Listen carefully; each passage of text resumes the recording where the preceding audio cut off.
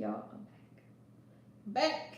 Hopefully, it does not buffer this time. We were talking about little things, so we're gonna pick back up on that. Uh,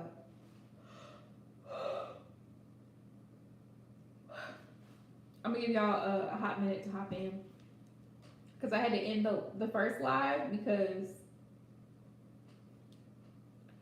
it was a mess.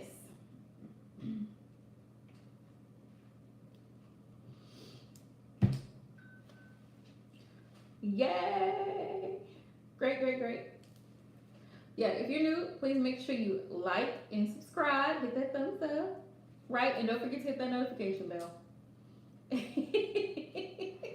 Right, queen? But yeah, y'all know what I'm talking about. The little things, like people say stuff, like people can be real rude. Like they will low key say stuff and act like, oh, ha ha ha, I was just playing. No, bitch, you were serious. You were serious when you said that shit. You were, and I caught it. Yeah, don't let people get away with low key disrespect. Like, don't let them get away with it. Like, you meant what you said. Like, even though it was like low key, they meant what they said. Like little stuff, like subtle stuff, and they think you don't notice it.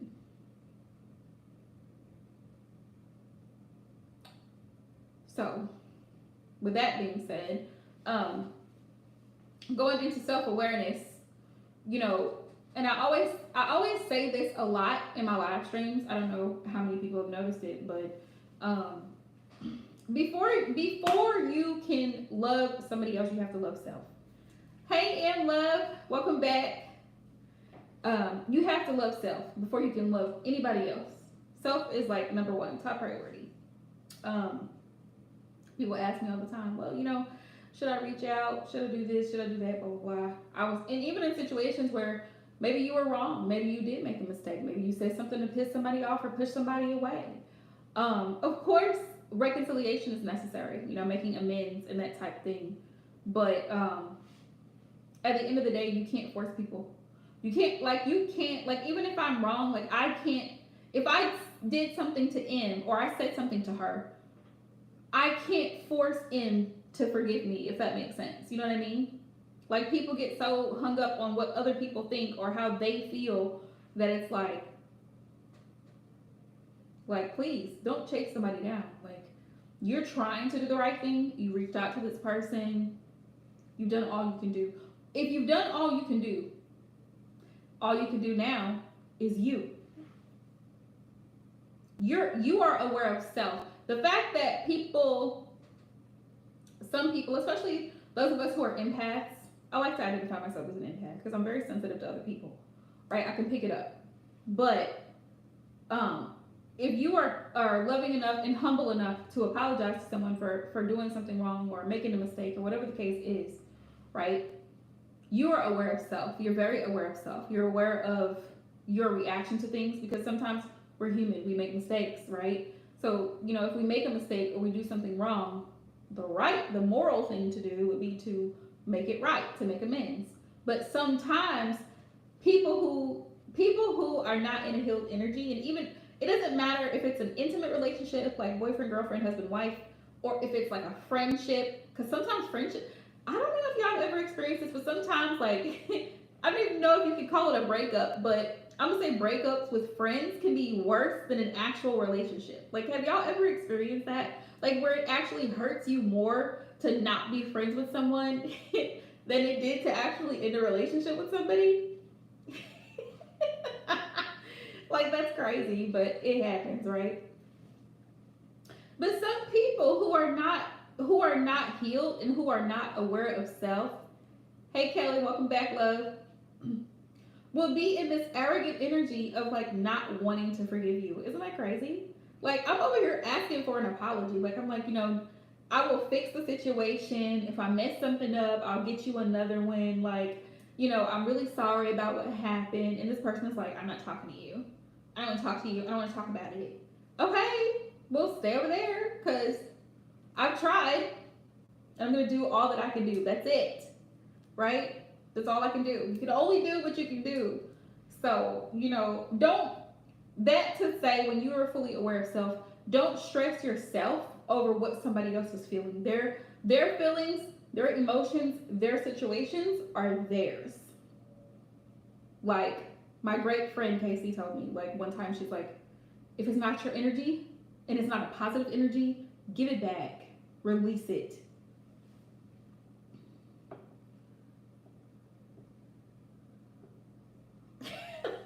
Right. Good for you, Em. Good for you. Sometimes you have to let people go because they're just simply toxic. They're just toxic. Period. Especially like with jealousy, and I don't know if I told y'all this. Did I tell you? Hold on, y'all.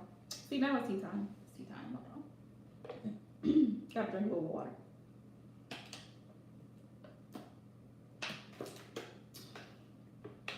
Gotta keep the throat chakra going, okay?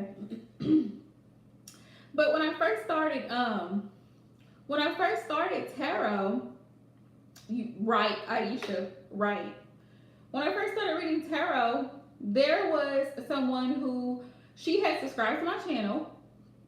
She had followed me on Instagram, and like she would come in and she would comment or whatever, ask me how I'm doing, blah blah blah.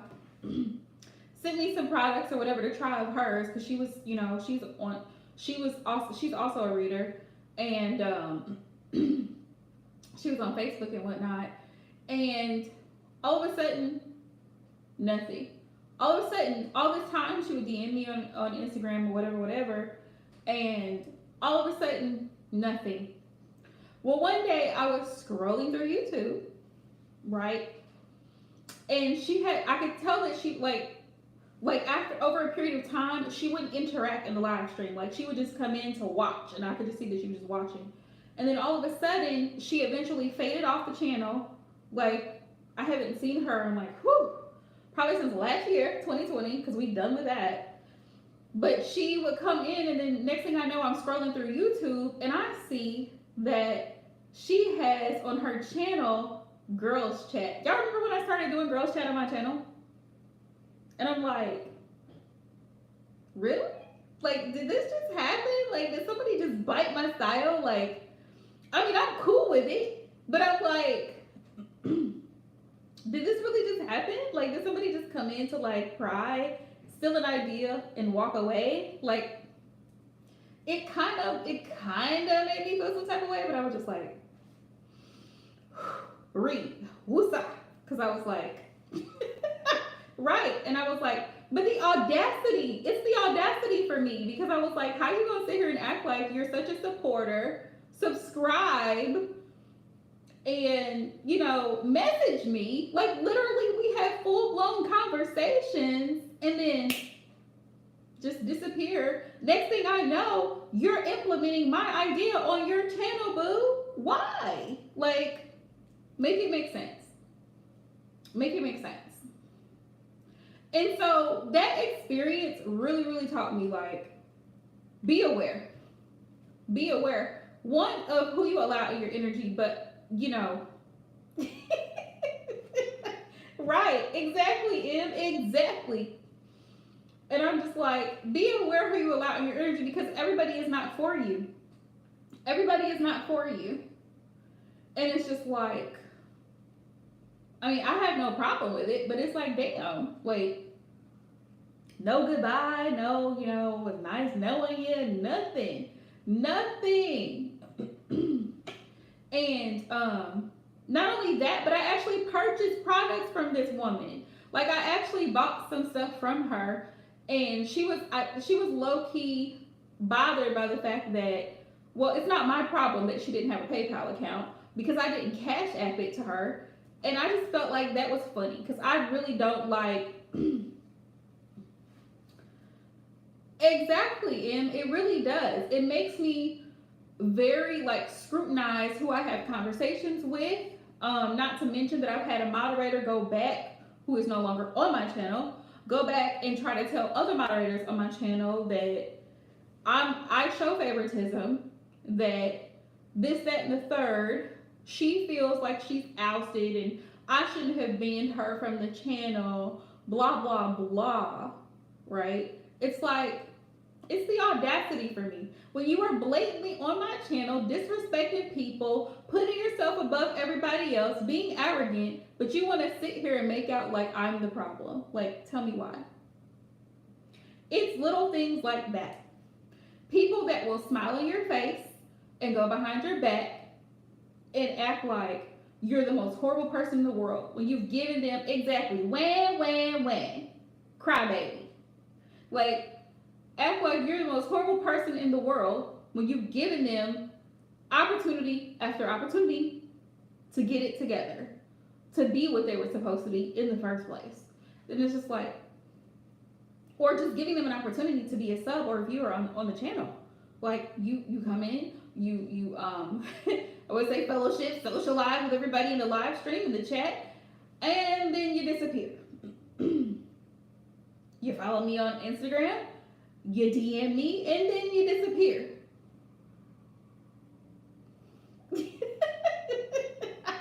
Right, and like, it's little things. Right, it's the little things. Well, you did this to me. Well, let's see what you've done to me. Woke my ass up at 9 o'clock at night because you needed an emergency reading. Yeah, y'all, this is kind of like low-key turned into a slight vent session. Just a little bit. Some of the stuff that I've had to deal with, but some of the stuff that y'all have actually seen happen on my channel. Not to mention the goddamn trolls that come in here and talk shit and do all kinds of stuff. Like, emailing me 9, 10 o'clock at night, can you do a reading? I really need a reading. I just need a reading right now. What is it about? Like, what do you have an emergency about at 9 p.m.? What is your emergency? Are you on a ventilator? 9, 10 p.m. What is your emergency? If you ain't dying, then ain't nothing wrong with you. But people will do stuff like that. And then turn around and act like you're the problem. Right? You're the problem. I just need a reading right now because my anxiety. Maybe you need meds. Maybe you need meds. Like, it's the audacity for me. Like, it really is the audacity for me. I have people DMing me on Instagram. Right, Aisha? Some melatonin, serotonin, lavender essential oils, something, peace and calming essential oils, something. People DMing me, how can I get a free reading? You can't. You can't. I need to do that as a reel. People be like, how can I get a free reading? You can't. Right, Em. I'm just like, are people serious? Like, did you just message me back? Really? And I have a whole damn website? Like, are you serious right now? So I'm just, like, the audacity is so bold that it tickles me because I'm just like, did she really just? She did.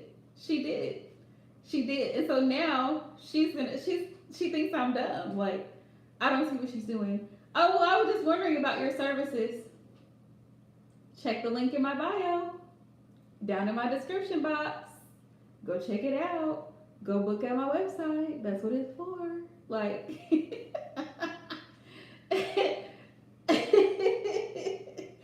my DM, he always tells me, he's like, you're so sarcastic.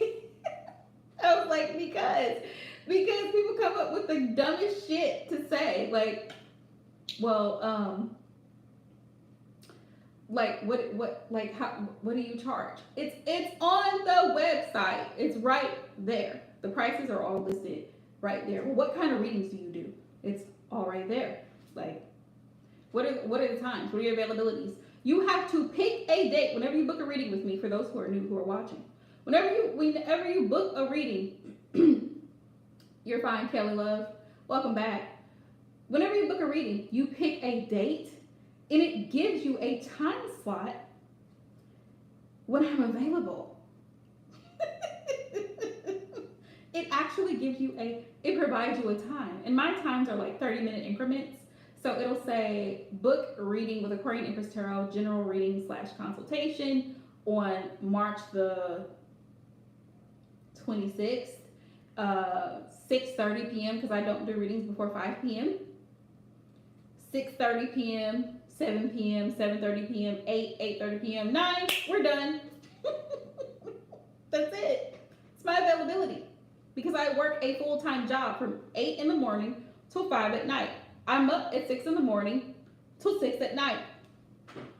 So 8 hours of my day is spent actually working. The other few hours that I have in the evening is spent doing bookings. So, yeah, my sarcasm. I try I try to tone my sarcasm down, but sometimes it's kind of hard. It's hard out here in these streets. So, but people be having the audacity, and then they'll ask me like, "What? Have you ever been through this? Because this annoys the hell out of me. When somebody wants to ask you a whole bunch of questions to take zero action. See the audacity? Like you're asking me, well, what kind of readings do you do? What are your prices? Where's your website? You're asking me all of these questions, and then you don't book. Like, try to make it make sense. Like, that's just like sometimes when I'm at work, right? Like I said, I place people on different jobs, right? So I have to have a job description, and so people will call and be like, oh, I just wonder if y'all have any openings. What companies do you hire for? First of all, I'm not going to tell you what companies I hire for. Second of all, what type of skills do you have? What are your skills? Let's ask that question. How much experience do you have? Do you have reliable transportation? Like, right? Every time you ask me a question, $10. That's $10 more, like they do at the nail salon. What would you like? $10 more. For another question, you want gel color? You want to know if he's gonna reach out for you? $20 more. I mean, it's just like y'all. It's a no. They ask me all these questions. Well, what kind of jobs? Where is it at? How much is it paying? Sis, you don't even have a car. You don't even have a babysitter. You don't even have an ID.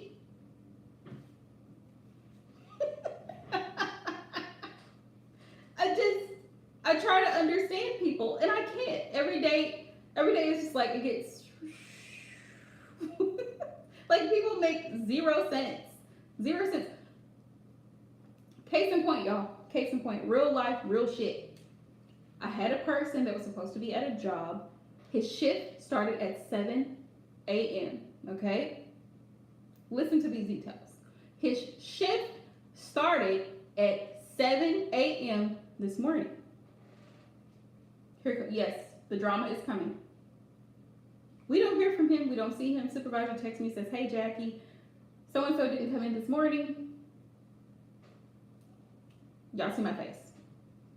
So now I'm on the line. I'm looking, I'm calling other people. Hey, this is Jackie. Just calling to see if you're available, blah, blah, blah. So I'm looking for a replacement. Tell me as I get ready to leave my desk to go to lunch. This is after 12 noon. He comes barging into my office. Hey, Miss Jackie, I just need to tell you, you know, I had a whole lot going on last night and I couldn't make it today. You came in here at noon to tell me about your shift that started at what time, ladies? 7 a.m. this morning. Do y'all think I really wanted to hear what he had to say?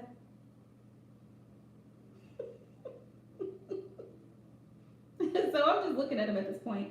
And he's looking at me like, why isn't she saying anything? What you said, Queen? What you said?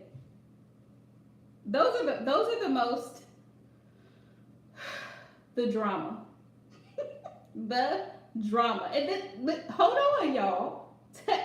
To make matters worse, this is not the first nor the second time he has pulled this shenanigan. Just last week, He calls me. I said, where are you? You were supposed to be at work today.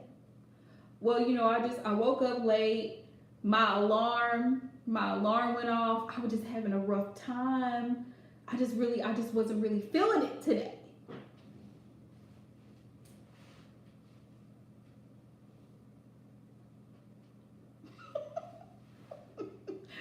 Y'all, sometimes I really feel like I want to pull my hair out. Like, I'm just like, y'all see why I say it's the audacity for me? Did he just say he wasn't feeling it today? Right. Did he just, like, come again? I'm sorry, can you repeat that? You weren't feeling it today. Right. Great. Great. Good luck. Good luck with however you plan on keeping that phone on. Good luck. Good luck, because you show up whenever you feel like it. This has become a when I feel like it type job. So, good luck. I really, really want my job. No, you don't. You don't. You really, really don't. Y'all see how my sarcasm comes out? You really, really don't. You don't want this job. No, you don't. No, sir. You do not. I really do. I just got a lot going on. I mean, tell me why, y'all. I just want to know why.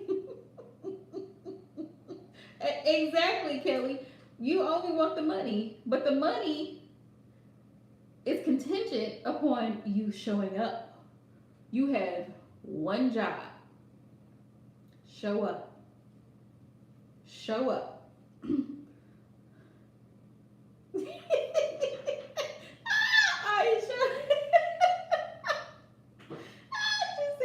said his leg was hurting. So what did that mean? What did that mean? His leg was hurting. They should have wheeled him in. They should have wheeled him into work. Like, here y'all go. Like, you can sit over here and answer this phone. People just, they come up with stuff. They really do. They come up with stuff. Then I had, Friday, I had called this lady and I was like, so I was telling her about a job and, she was like, yeah, I just got to check with my babysitter. I said, call me back before noon. It's 3 p.m. No phone call. Right, Kelly? It's 3 p.m. I said, what happened? I called her back. I said, what happened? You were supposed to call me 5 hours ago. Right, Queen? I said, put him in a wheelchair. He can still work. He's just going to be sitting down. Get him some crutches and send him in. She was like, they were like, oh, well, she ain't here. She went to the store. I said, can you have her call me before I leave? I'm leaving at 3. Okay? She doesn't call me back, she won't have a job. Sometimes I have to be cutthroat. She doesn't call me back, she won't have a job. And do you know that to this day, she has not called back? She has not called back. She's not said one word to me about work. She's not said one word to me about childcare. She's not said one word to me about interest in work. I knew right then and there, that day, it wasn't gonna work. I said, this ain't gonna work. It's gonna be a problem. I knew it. I knew it. What I don't understand is how people are okay with being where they are. If I'm unemployed, right, and I have children or a child, I'm a parent, how am I okay with working sometimes, getting child support, food stamps, housing, and not having any other means of income? Like, how are you okay with that? Now, I'm not saying that people who receive those things, like, that's a problem. No, that it's there for people who actually need it.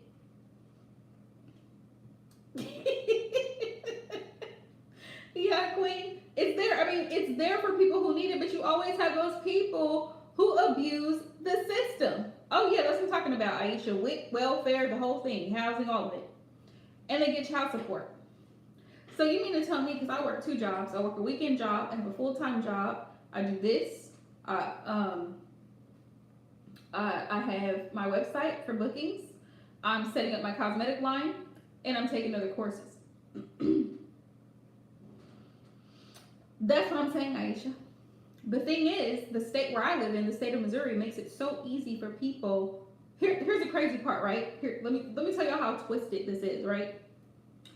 They make it so easy for people not to go to work and to file unemployment, $600, $700, $800, $900 a week, on top of getting child support, on top of getting WIC, on top of getting housing, so you're not paying much for rent if you're paying any rent at all.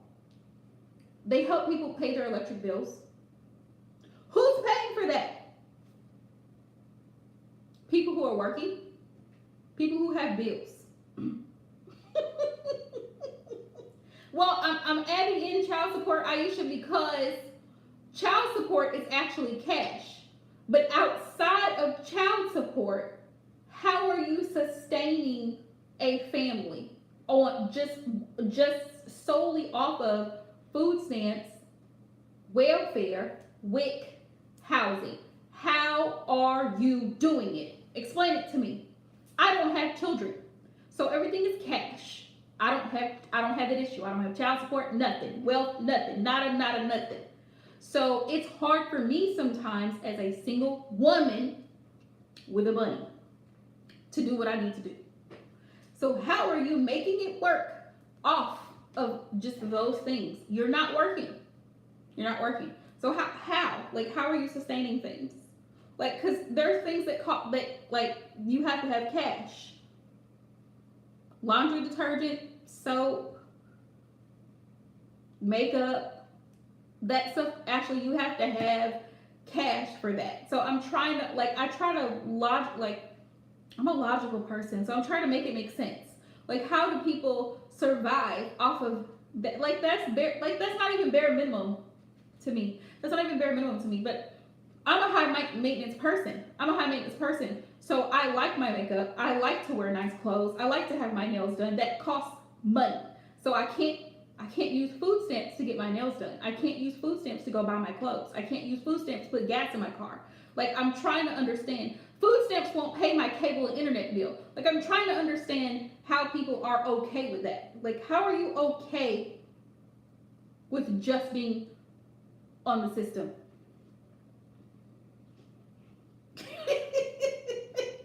Right, Aisha? I'm trying to make it make sense. Like, help me understand. What am I missing?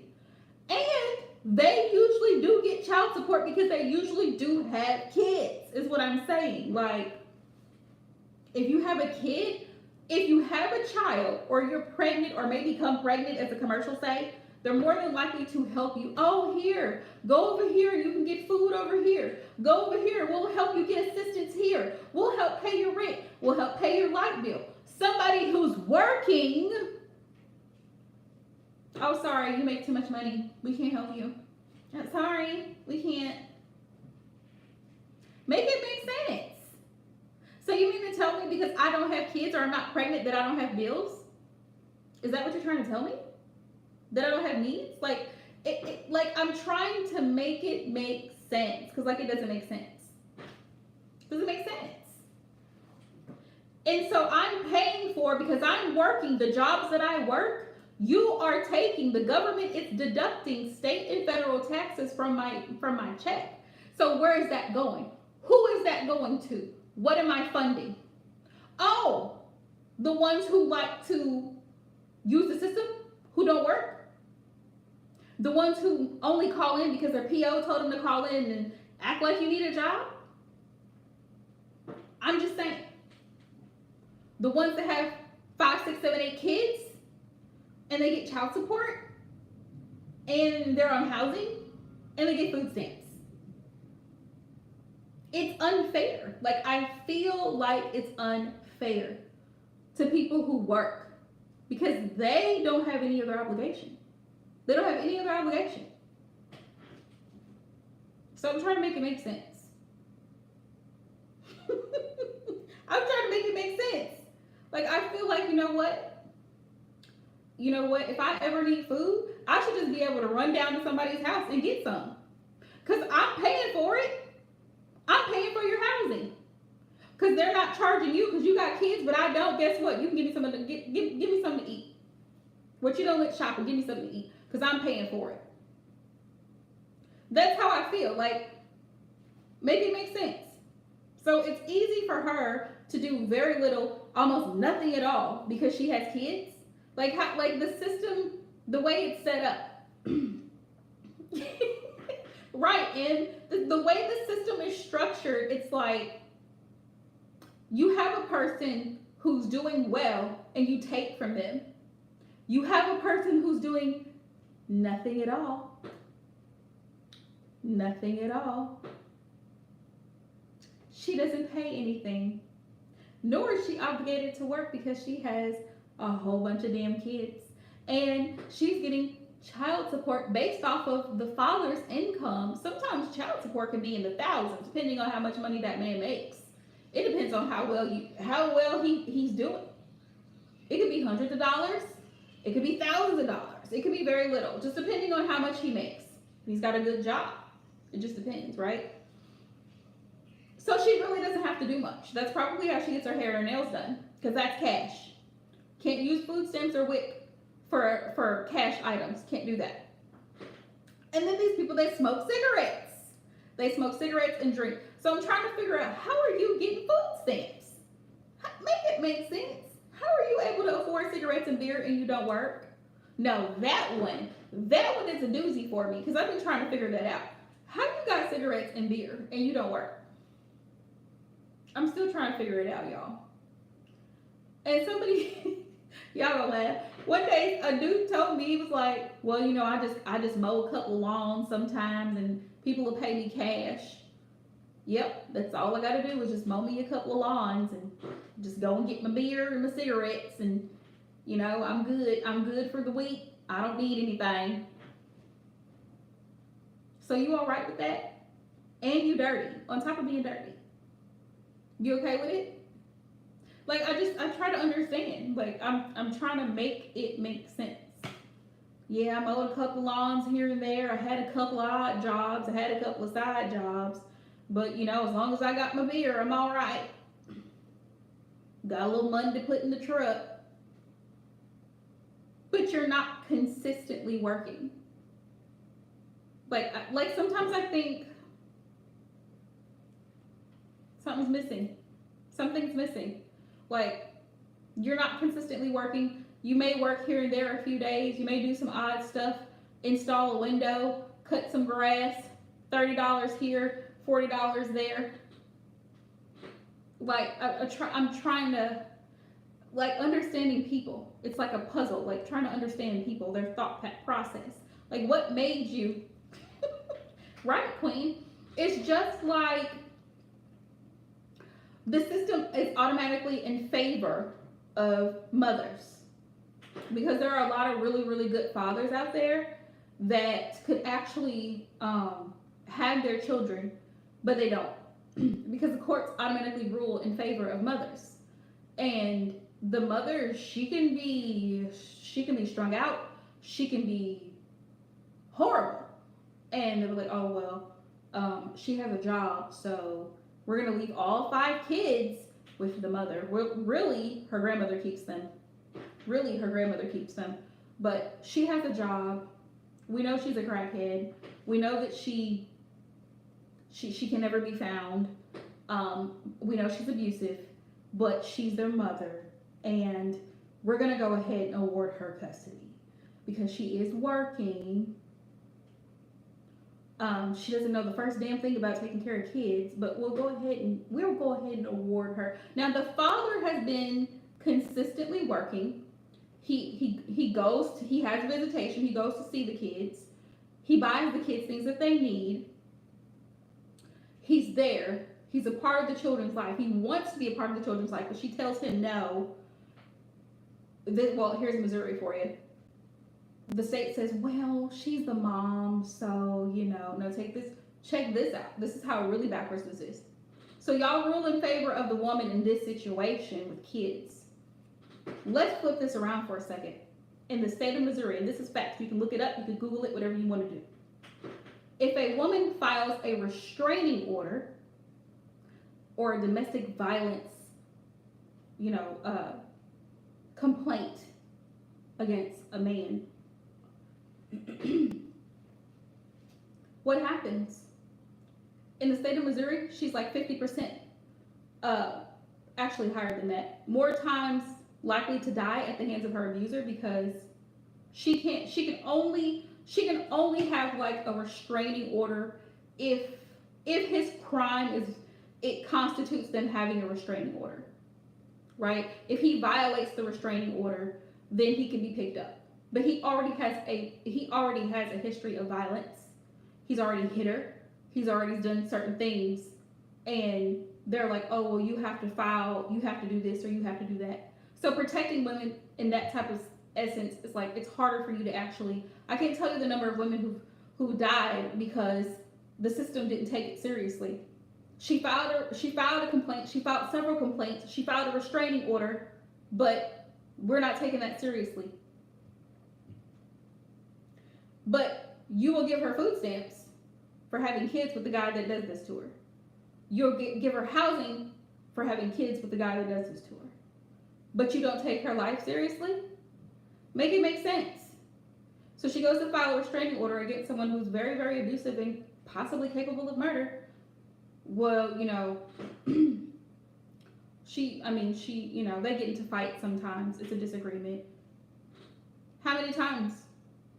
How many times before y'all say, okay, we need to pick him up? How many times? How many black eyes? How many busted jaws? How many bruises? Before you take it seriously. Like, that's what I don't understand. That's what I don't understand. Like, it's like when something gets out of control, then it's, oh, now we should do something about it. Now we should start, advocating for women. Now we should start doing this. Really? Should have already been an issue. Should have already been a thing. And why are men so violent? Why are some men so violent? That's another issue.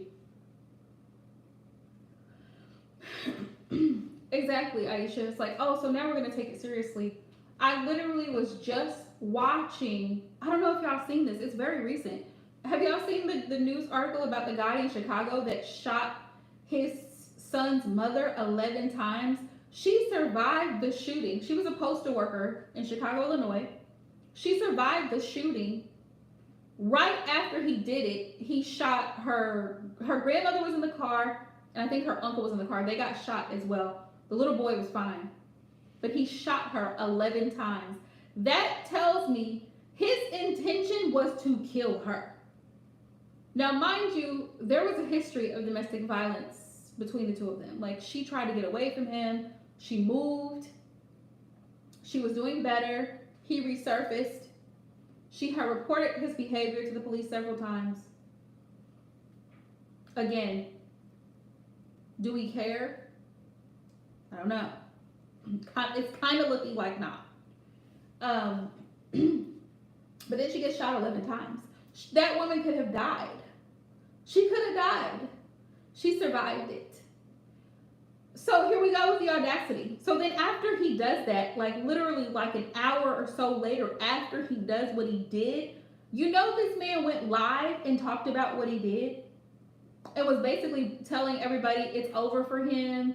He's going down, saying goodbye to his family, letting his family know that he loves them. What kind of sick, sadistic person does that? And why wasn't he picked up sooner? Why was he allowed to roam the streets freely? Why was he allowed to know where she's at? I had 1,000 questions. He could have killed her, and he probably would have if he had the opportunity. But the thing about it is, this is your son's mother. Like, what could she have done that was just so horrible to make you do that? Like my mind, y'all, my mind. I can't understand people. Like, I don't understand people. Like, what goes through their minds? I don't get it. So this is the same system that says, okay, well, we'll give you housing, right? We'll give you food stamps. We'll allow you custody of your child. But if you file a restraining order against your abusive person, then it might be a little serious. It might be, maybe not. We might come over there. We might not. You might die today. You might not. Man, that's when you really think about that. That's scary. That's real scary. Is what it is. Anywho, y'all, I won't keep y'all. I don't even know how I got to this topic. How did I get here? Because it all started with the audacity. It was the office. But yeah, like, I mean, the system is so backwards to me. Like, the stuff that we allow, right? And the stuff that we allow, the stuff that we tolerate. I'm saying we, the system, okay? The system, not we. The stuff that they allow, the stuff that they tolerate, like, and then the stuff that they enable, right? We enable people sitting at home and not working. We enable people leeching off the system or abusing the system, claiming kids on their taxes that are not theirs, which is a federal crime. We enable this behavior. We enable it. People know how to finagle stuff. They know how to move stuff around, switch numbers, make it look like, oh yeah. Right? Leave it to me, Aisha, and I chose violence. I chose violence today. That should be the title of this live stream. I chose violence. But it's the audacity. That's what it was. It's the audacity. That's what it was. It started with the little things.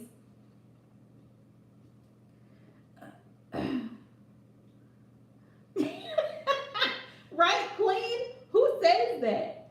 Who does that? He loses everything, so she has to buy everything for him? That sounds like a child. That's not a partner. That's a child. And she's not a partner. She becomes a parent. Your person is not your child. Well, they're not supposed to be. They're supposed to be a teammate. It's a team. It was supposed to be a team situation.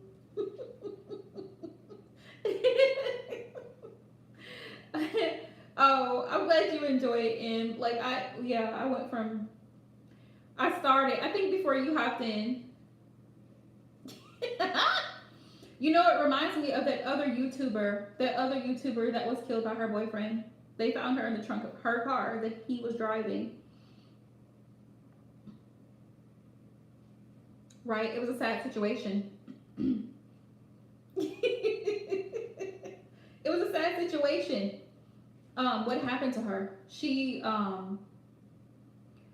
was with a guy for like a short amount of time. I don't know if y'all seen that. It's been a while. But this just happened back in November. This just happened. This is a recent story. Like, she was with this guy, I mean, a very short time. He had a felony. He was just out of jail. All this stuff.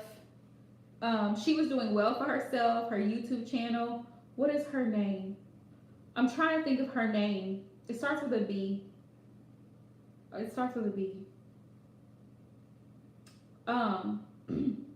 Beautiful young black woman. She, you never heard of the story, Aisha? Hang on. See, because now you got me want to copy and post.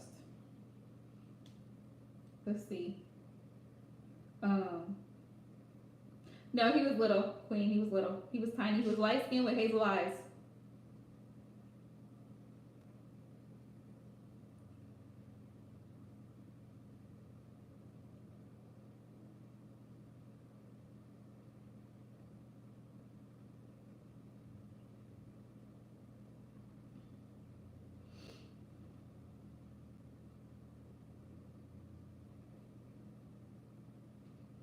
Um,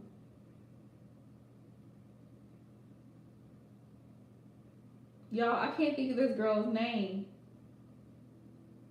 I seen it. I seen it. It was a very recent story.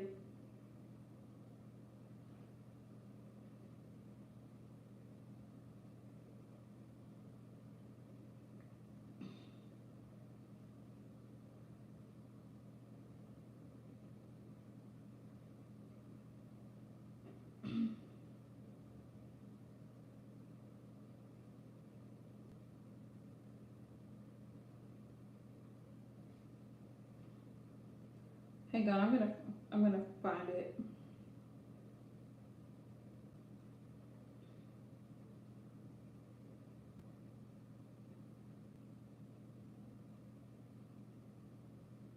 Okay, here it is. I found it. I found it, y'all. I think that's her, Queen.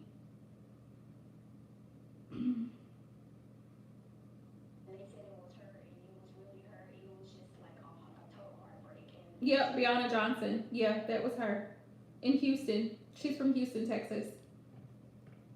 Um, but the boyfriend, they like the surveillance cameras had seen him. Okay, allegedly, they had seen him outside of her apartment the night before. You found it, Queen. um, they had allegedly found him outside of her apartment the night before. The cameras had caught him, the surveillance cameras in the neighborhood, um, coming to and from her car. And I think from the story that I had seen, she was staying with a roommate. The roommate had no idea. The roommate had no idea what was going on. She said that they had gotten into an argument that day, and then she didn't see them that evening. She didn't see them that evening. So the next day, they're looking for her. The police sees her car. He's driving her car, the boyfriend. They pull him over, and she's in the trunk of her car. Yeah. Horrible. Horrible. And I don't think, and she was like posting pictures and stuff of them together, all on Facebook and all kinds of stuff. I would love to know, like, if he gave like what happened between them two, like what transpired, because obviously he was one of the last people to see her alive. So what happened there? Like, did you get into a fight? What happened? What, I mean, like, I don't understand getting so angry with someone that you get to the point where you take that person's life. Like, that, there's no excuse for that. There's no justifying that. There's no, like, I can't even put it in words. Like I can be mad at someone, but not to the point where I'm like, you know, this is it. Like, no. Like, it's not that serious. Even if you had a disagreement, or she said, maybe he asked for some money and she was like, no, I don't have it, or I'm not giving it to you, or whatever the case is, like, that is not grounds for murder. Like, it doesn't, like, people, and I know some people have trouble with their emotions, their tempers, and that stuff is not cute. Like, some people are like, oh, he has an attitude problem. Okay, well, he needs to fix it. It's not funny. Like, people normalize being toxic. Like, it's cute. Like, oh, he likes to pop off, or she likes to pop off. She likes to fight people. Is that cute? Is that supposed to be cute? Are we supposed to like that? Because that's the type of behavior that leads to situations like that. Somebody who has no self-control. They don't know how to handle their emotions. They were never taught to manage self. They were never taught to calm down. Just because you have an emotion, a feeling of anger, or you're upset, or you're sad about something, or disappointed, doesn't mean that you lash out. And sometimes people, like, they've done interviews with murderers and they'll be like, I don't even remember what I did. How do you not remember what you did? You strangled somebody. You suffocated somebody. You drowned somebody. How do you not remember doing that? Because that took effort. Like, I don't know. I don't know. What do y'all think about it? Like, I feel like, because people will argue argue and say, well, there are some people that are just evil. I think that there are people who certain parts of the brain are not functioning. There's some type of malfunction there. They don't have to be, I'm not going to say that they're insane. I'm not even going to say that. But I believe that there are certain parts of the brain, in order for somebody to cross that line like that, that's like a morally conscious line that you just don't cross. I mean, just really think about that. Like, logically, in everyday life, we all have disappointments. Somebody may say, well, you know what? You didn't get this job. You're not thinking about murdering the person who told you that over the phone. Well, I'm sorry, ma'am, you weren't approved for that loan. You're not thinking about murdering the people at the credit card company because they said you weren't approved, or the bank because they said you weren't approved for the loan. Like, you know what I'm saying? Like, in order for someone to cross that type of line, something has to be wrong up here. Like, there has to be something wrong. Or, in situations like with innocent children, like, oh, well,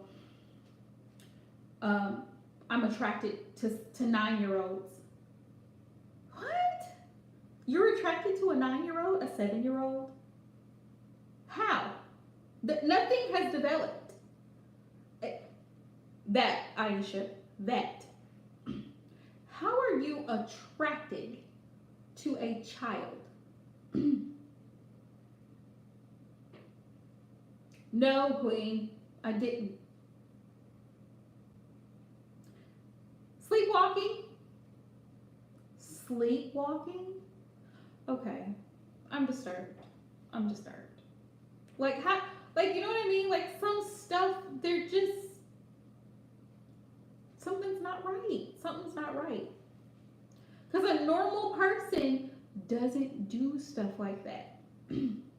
Or, the ones that's like, well, the devil made me do it. So now we're going to blame the devil. You're giving the devil way too much credit right now. You did it. Yeah, you did it. I mean, people like to blame the devil, but at the end of the day, you were the one. So it's like, what made you snap? You're fine right now. We're interviewing you. What? I mean, something wrong. There's something wrong. Anytime you get a thrill out of killing another person, there's something wrong. Or you don't remember what happened. I spaced out. How did you space out? But then you came back to when it was time to eat? Like you said, Aisha, chemical imbalance. Like, something is wrong. Something is seriously wrong. Don't you find it funny how conveniently these same individuals, I mean, I'm talking about like mass murderers, like people who are like infamous for it. These people still live normal lives behind bars. He in here watching TV in the rec room. He's in here lifting weights. He's in here eating cereal. He knew how to go to the bathroom on his own. He's changing the sheets in his bed. He went to take a shower in jail. But he couldn't figure out that you don't strangle someone.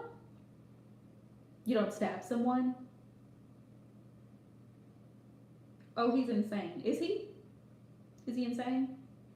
Or does he just choose who he's going to take his anger and rage out on? I had seen a story not too long ago. It was like a documentary of this guy, and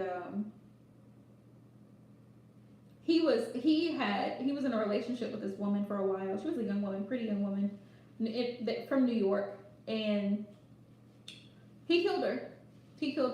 And he sat there and said it to the person, the guy who was like the news reporter who was interviewing him. He was like, yeah, I did it. And he was like, but I told them it was because of the medication I was on. And the interview was like, how do you know it was the medication you were on? He was like, because I already have schizophrenia. But like you said, Aisha, chemical imbalance. And people like that, it's like, wow. Like, you know what I mean? Like, You just have to be like, you have to see signs. And the girl, before it happened, the girl's family was like, she had complained about him before being very possessive, extremely controlling, and angry, like at small things. Like she had went to go to the store one day and he was so angry because she didn't call him on her way back home. Like little things, okay? We were talking about the little things earlier, right? People have to pay attention. Pay attention not just to things that people like, but pay attention to people's behavior. Pay attention to their patterns. Okay? Because it's like this. Like, for example, somebody does something to you, Queen, and they apologize. They're like, I'm sorry, Queen, I shouldn't have said that, or I shouldn't have did this. So you're gonna think the first time it's a mistake, right? Okay, no problem. It's a mistake, no problem. You know, no issue. They do it again. I'm sorry, Queen, I didn't mean it. Are you really gonna believe that? They do it again. See where we're going? They do it again. Patterns don't lie. Patterns don't lie. If for 10 years, every Monday, this person stops at the corner store right down the street from their house, 10 years, and they do this consecutively every week. Every Monday they go and stop at that same corner store.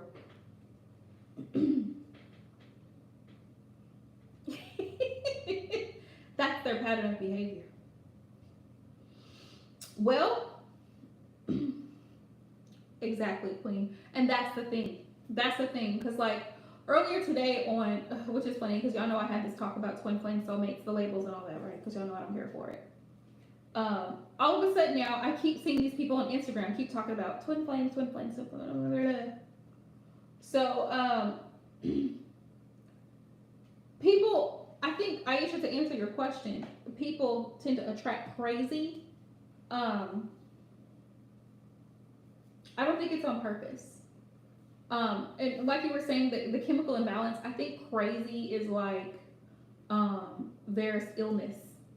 There's illness there. Sometimes it's mental illness, psychological, whatever the issue is, there's illness there.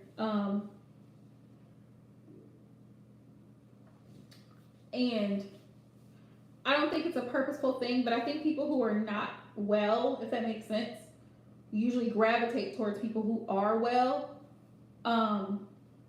Because like maybe you like for some people who have issues like that, you give them a sense of calmness or structure or whatever the case is. Right? Like you give them a sense of structure, you know what I mean? Exactly, Queen. It's the balance. You are the balance to the chemical imbalance. They can be calm with you. It's kind of like, I hate to compare it to that, but if y'all ever seen King Kong, right? And the one girl that could calm him down, she could talk to him, she could get him to calm down. He was cool. Or the Incredible Hulk. She could get him to calm down. Exactly. The Incredible Hulk. One minute he can be set off, the next minute he's fine. No problem. And Queen. But some people do need meds. They do. Just like people need meds for like, regular illnesses, diabetes, high blood pressure. Just like people need medicines for those different things, asthma, people need medicines for bipolar. Those are strong drugs. Schizophrenia, multiple personality disorder, those are real things. Those really do happen. And a lot of times, especially in the Black community, stuff like that is ignored, it's pushed away. People are like,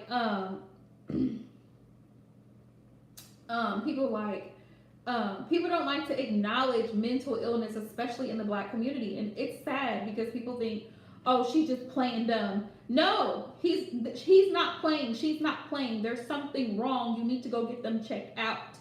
You need to go get your child or whoever it is, your brother or your cousin, y'all need to go get them checked out.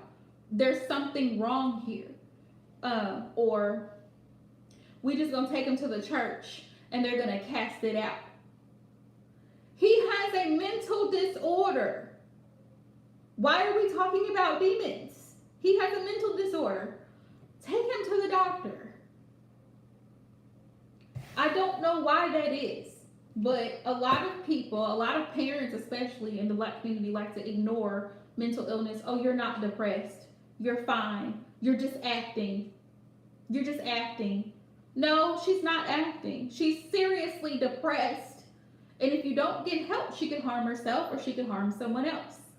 A lot of times people don't take stuff seriously until it's too late. Until they've gone through the house and they've killed just about everybody in the house. Because you thought they were playing around. You thought, oh, well, he was just acting funny. He kept telling y'all his head was hurting. He kept telling y'all he wasn't feeling well. You saw him rocking in the corner, but you didn't take him to go get checked out because you thought maybe he just had an evil spirit. You thought it was just playing. Like, people, that's what pisses me off about a lot of parents. Like, they don't, if your child comes up to you and your child says, Mom, this is hurting me, or this is bothering me, or this is going on, instead of dismissing that child, you should try to find out what's wrong with the child. Granted, sometimes children do lie, but that's a learned behavior. But I'd rather be safe than sorry. I'd rather know that there's nothing wrong with the child than to ignore what the child is saying and there possibly be, right, Aisha?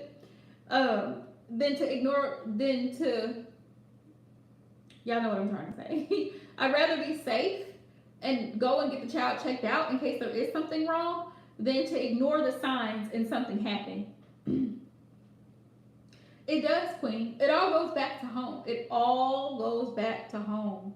It really does. It really does. And mental illness is a really big problem in the Black community.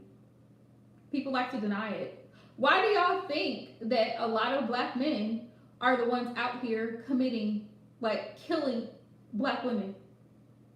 Killing Black women in broad daylight, no problems. And I like constantly keep seeing it, even on YouTube, like stories about Black women being killed, pregnant Black women, like the one in the Trump. It's just a constant thing. Or they're groping women in public, like they're doing inappropriate shit, and nobody says anything. Everybody just acts like we don't see it. Everybody wants to turn a blind eye, like we don't see it. Something is wrong. Or we use the term a lot, oh, he's just crazy. Is he crazy, or is he highly dysfunctional? Is he highly toxic?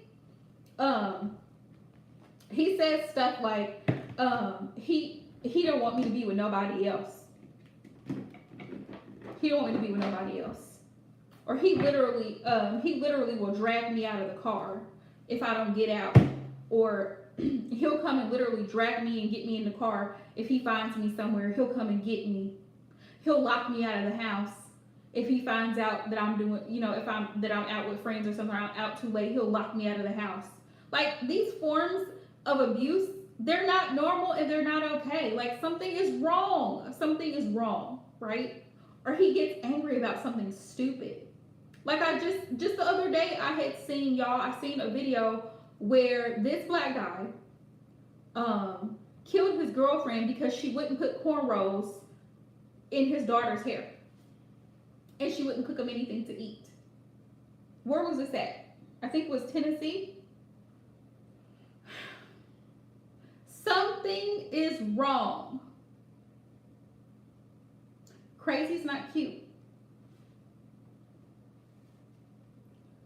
It's very toxic.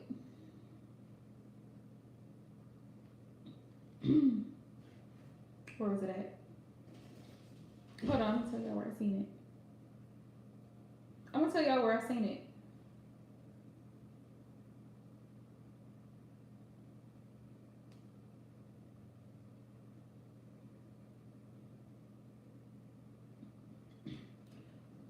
One tried to kill his girlfriend because she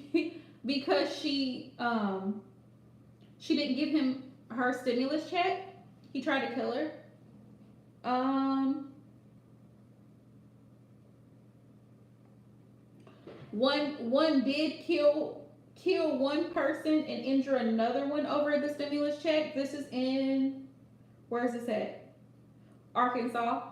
Y'all see the pattern I'm talking about? It's toxic. And this is gonna sound some type of way, right? It's gonna sound some type of way. But like I said. Hey Sarah Boo. Here we go, Siri. Here we go. This is why a lot of black women who are very intelligent and very self-sufficient and independent end up deciding to date outside of the black race. This is exactly why. Because a lot of black men, some people are probably going to get offended at this live stream.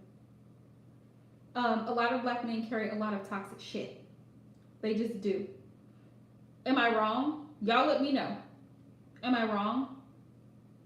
A lot of black men have anger. They have anger issues. They were raised without a father. A lot of them. A lot of them view women as like sexual objects. Like they don't respect women in the way that they should. Okay?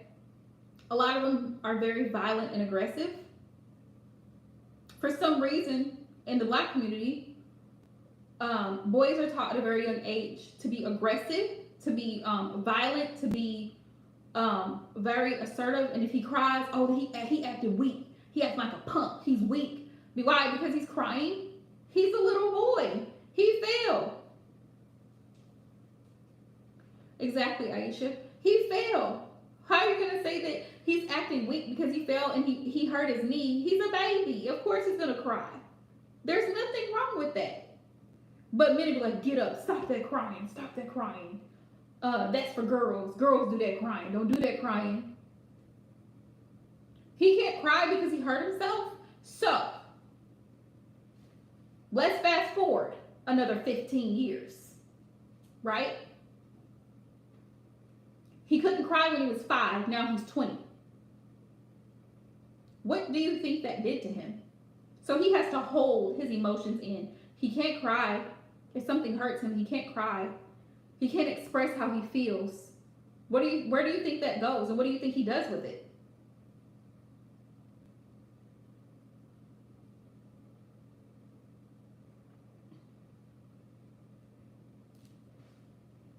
He might take it out on his mother. We keep seeing incidents of that. He may take it out on his mother.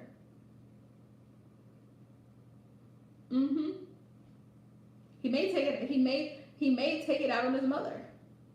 If he's not allowed to do it when he's 5, when he's 20, he may not. He shows no remorse. There's no emotion to things that he should show emotion for, because he was told as a child that that's weak. It's a sign of weakness. It means he's feminine. All these negative things. All because he cried when he fell off of his bike and scratched his knee. Exactly, Queen. Exactly.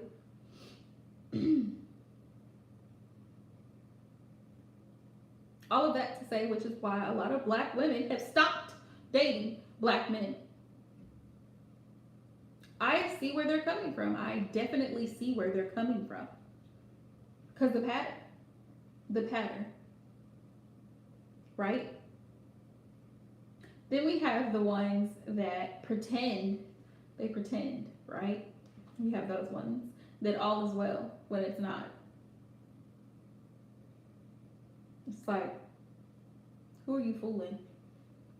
They'd rather be in denial about things. They don't see things that they don't want to see. It just goes from one extreme to the other. It's so, y'all, we could be here all night, but we ain't gonna do it. Not on this live. Needless to say, a few things that we talked about tonight were several things. One was the system and how messed up it is. How it's in favor of people who have kids who don't want to work, but in the same breath, that same system doesn't work to defend or protect those people. right? It just like I can't even like I can't. I try to make it make sense, but I can't. Um, that's also another topic for another day. What do you think about dating? Like, what do y'all think about dating outside of your race? Like, what do you think about that? Especially for Black people. Like, I've heard people be kind of like, I don't know if I would do that. I would. That's just me. But to each their own. I mean, when you see a trend, when you see a pattern of behavior, it's like this is gonna sound. Gosh, how do I say this? This is gonna sound very stereotypical, but it is what it is, and I'm gonna say what I'm gonna say, and I said what I said, right? When you have right, which is perfectly normal, but for whatever reason, and you know, because it is what it is. A lot of people, especially Black people, we tend to stick within. We tend to stick within because it's like, you know, I don't know what it is, but it's just like an unspoken thing. Like people are like, have you ever dated a Mexican guy? Have you ever dated an Indian guy? Or have you ever dated a white guy? Or whatever the case is. No. But why is that though? Why is that though? I want y'all tell me because I want to know. Like, why is that? Like, why? Why is that like a? Is it the fear of the unknown? Is it the fear of like, I don't know. Really, Em? Really? Did she say why? That's exactly why I'm talking about it because me personally, I have no problem with it. But I know a lot of Black women that don't. Like they feel like they would never date outside of their race.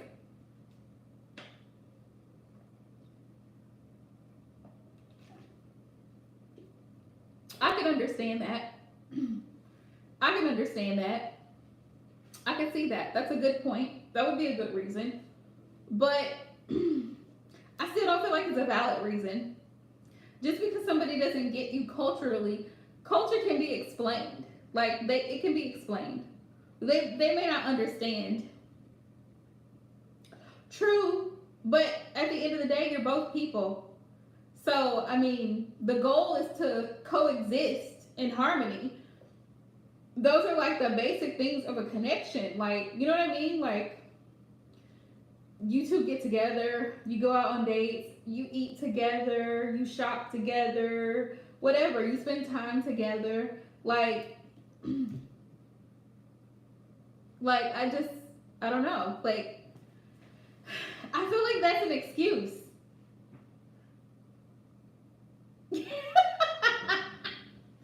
Oh, Queen, I'm so sorry that happened to you though. You didn't deserve that.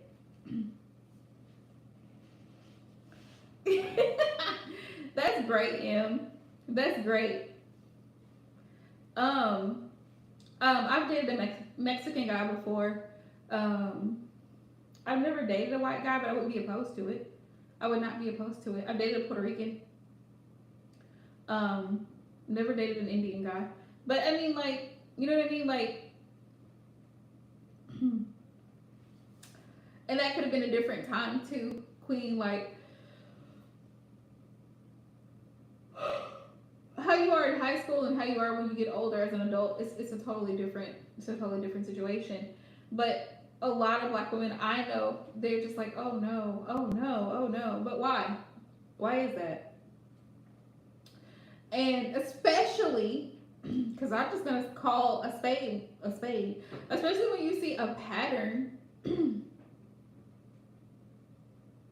See, that's what I'm talking about, Aisha. Especially when you see a pattern of certain behaviors within your own race and community, and it's like,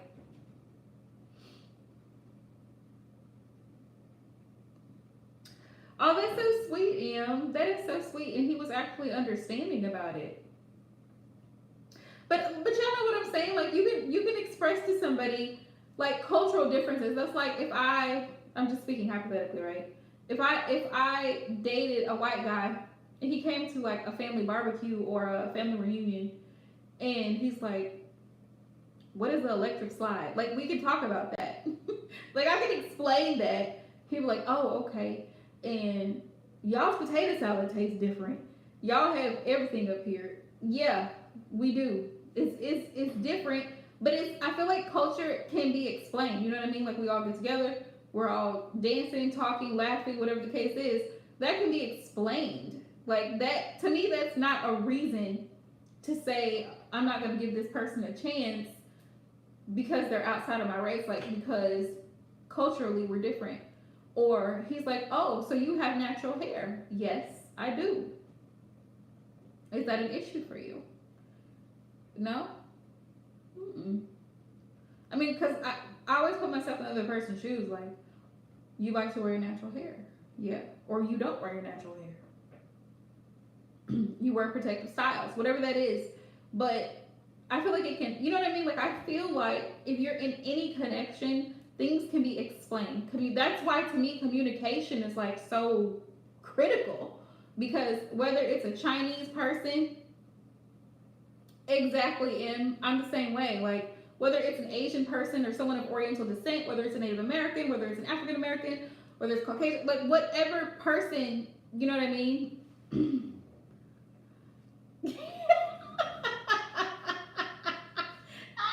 No, queen. That's just, no, ma'am. But I mean, like, I feel like culture can be explained. Like, you can explain culture. Like, I'm trying to think of stuff that we do. Family reunions. For us in black culture, like barbecues, you want to come to the barbecue, right? Because, you know, all black families have a barbecue. And the repast at the funeral and the wait. You know what I mean? Like, black funerals, don't laugh, because I know y'all know what I'm talking about. Black funerals are like 4 hours. Other cultures, they go in, they pay their respects, they leave. They leave. Right, Aisha? But I just be just as entertained with reels on Instagram. I be so entertained because they take the same stuff from TikTok and post it on Instagram. But yeah, black funerals take about 5 hours because everybody has got to stand up. Everybody has to have something to say about this person who is no longer with us. Don't even know you there. But everybody got to say something, crack jokes, talk about this person, how they live, what they did, all this stuff. Everybody's grandmother is going to hug you because that's just what they do.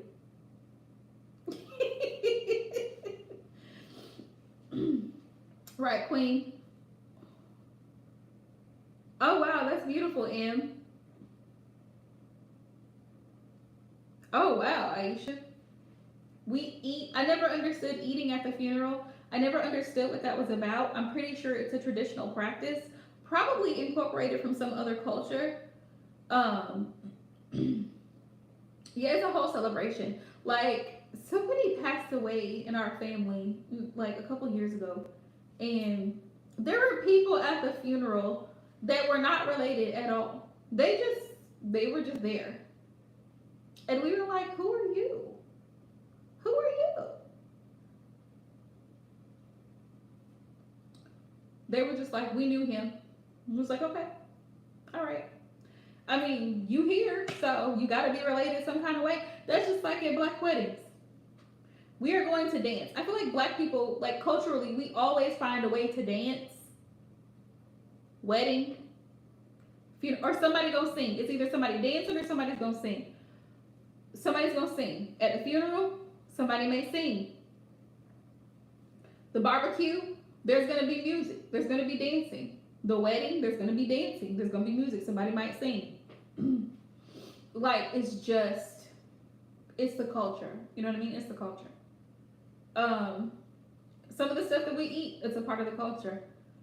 I mean, most of us were raised with cornbread, potato salad, ramen noodles, chicken. Like, it's just, I feel like it's part of the culture. Kool-Aid, like, it's part of the culture.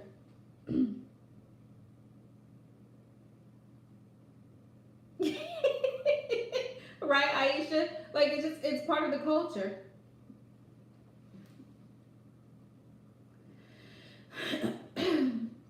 But that I feel like those things can be explained. Like I feel like those things can be explained. For whatever reason, you do not you do not tell your grandmother that you are not going to taste what she made, because that just breaks her whole little heart. So she made something, grandma made something, everybody needs to try it. Everybody needs to try it because grandma. Everybody, that's just a cultural thing. Everybody caters to grandmas. Grandmas are like, they are royalty. So everybody caters to grandmas and grandpas too, but it's usually grandmas. I think that's a cultural thing. But I feel like that can be explained. I don't feel like that would be a reason for me saying, "Oh, I'm not gonna date outside my race." Oh, and she's with you all the time. But yeah, like that's how I feel. I mean, I wasn't raised knowing my grandmother, so I feel blessed to have met her recently in the past few years that I know my grandmother. Oh, that's so sweet. Grandmas have secrets. They have secret stuff. Like they have secret remedies, they have secret recipes. I feel like that's why they're so golden. Like they know stuff about life because they've lived it. So they can tell you stuff, they can share stuff with you.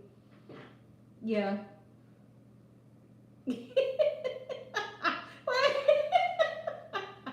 Right, Aisha? Right. I don't know when that phased out. We need to bring it back. We need to bring it back because men need to start courting. They need to start dating. Like they need to start. Are you talking about courting like as in playing basketball? Yeah, grandparents are very wise. Or you mean like guys playing ball, or you mean like courting as in dating courting? Because I feel like for whatever reason, I feel like it's the younger generation that's kind of did away with it. Because back not too long ago, um, men used to do that. Men used to do that. They would actually want to take you out. They would actually want to show you to their family. Okay, dating. Yeah, they would want you to meet their family. And in certain parts of the world, like I think down south, like mostly down south, like Alabama, Louisiana, places like that, Mississippi, a lot of men, Southern men especially, they take pride and joy. A lot of them, in at least the older ones do, in showing their woman to their family. Like that's something that they take a lot of pride and joy in. Like this is the woman I'm with right now. Like this is the woman I'm dating. She has the potential to become my wife. Like they typically take a lot of pride in that. But I don't know now, like because dating culture is so messed up. A whole other topic, right? Dating culture is so messed up that people don't even take the time to actually get to like meet you in person. Right, and I feel like that's just part of the Southern hospitality. Like they you ain't meet my mama. Ain't nobody just meet my mama. Ain't no randoms meet my mama because it ain't gonna happen. But I know what you mean, Aisha. Yeah, I feel like it's just part of the Southern hospitality. Yeah, I agree, Em. Y'all, this is so funny. We're having this discussion because I was just telling my person the other day, and I was like, you know what? I actually prayed for you, and he was like, what? And I was like, I actually prayed for you, and I did. Listen, here's the kicker, right? I didn't realize I did. Like after my whole last situation, like 2 years ago, right? I was so toe up and like emotionally toe up. And I was like, I'm done. I'm done. Right?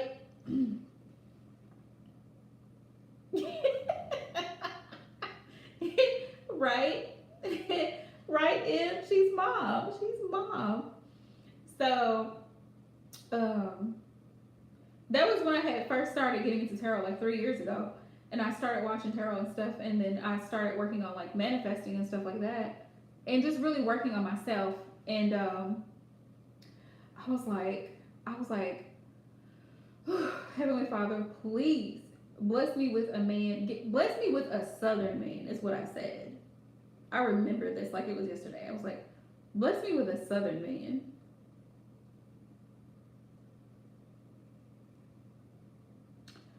Anywho.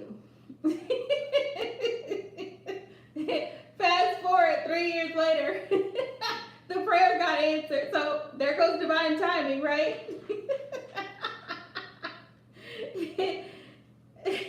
Right, in. That's how it goes. That's how it all starts. And I was like, wow. Like I didn't think about it until like a few days ago. I was like, I did ask for him, didn't I? So much for manifesting, right? But I literally wrote down things that I wanted, things that I had prayed about, and things that I was trying to manifest. And that was one of them. Why did I put a Southern man, y'all? I don't know. I didn't ask for a man with money. I didn't ask for a man with common sense.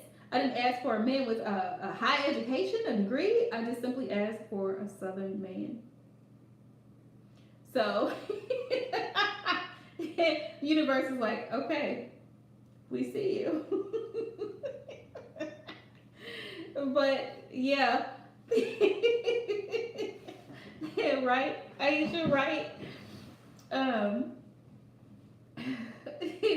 He's a little bit crazy too. Like you're kind of crazy, Aisha. But yeah, I was like, silly rabbit. I'm gonna be careful with what I ask for next time. When I write my manifestation journal, I'm gonna be real specific. Like, can you have proper etiquette, spirit? Right. You have not because you ask not, or you ask for wrong purposes. And that scripture sticks out to me a lot because sometimes, even in manifesting, sometimes I feel like, you know how they say, like, if you allow your ego, somebody asked me about this topic, right? Ego versus spirituality.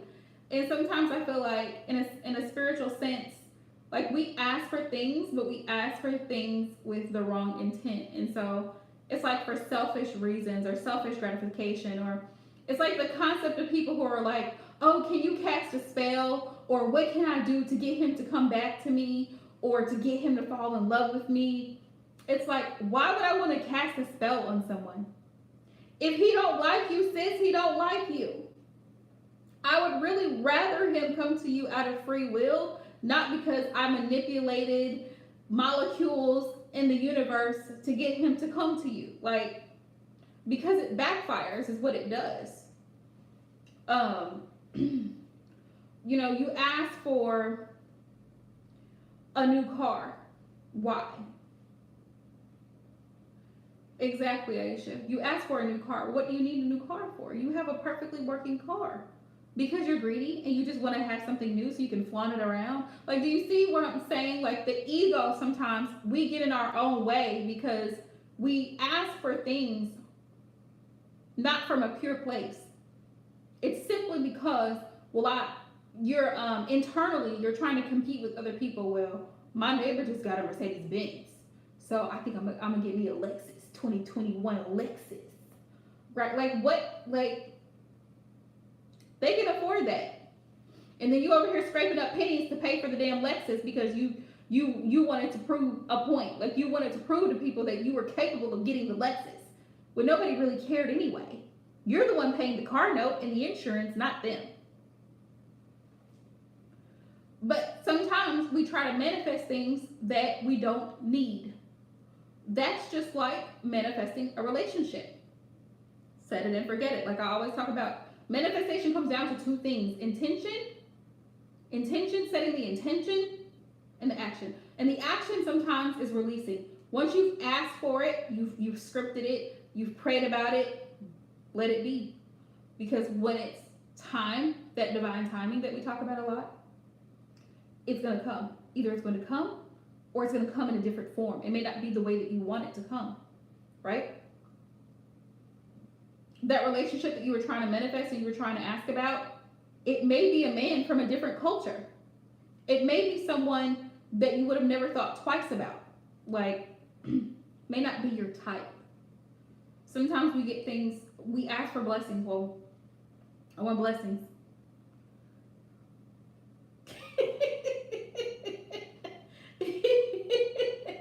Right?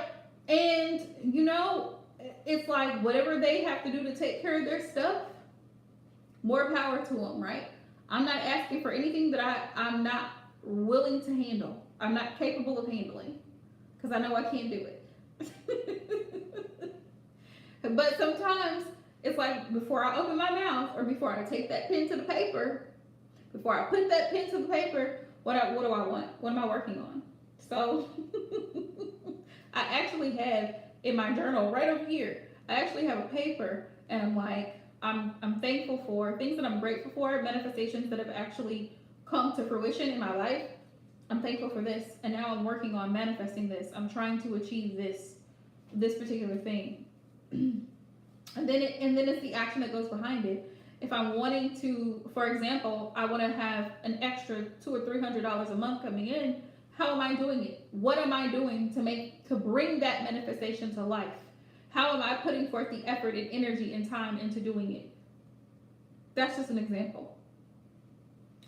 Well, I'm trying to manifest new love. Okay, so what are you doing to manifest new love? Are you making yourself available? Are you letting it be known that you're single and ready to mingle? Are you emotionally ready for a relationship? Because sometimes we try to manifest stuff and we ain't ready. We ain't ready. That's like the Mercedes Benz. You want that Mercedes, but do you want the note? Do you want the note? Do you want the insurance?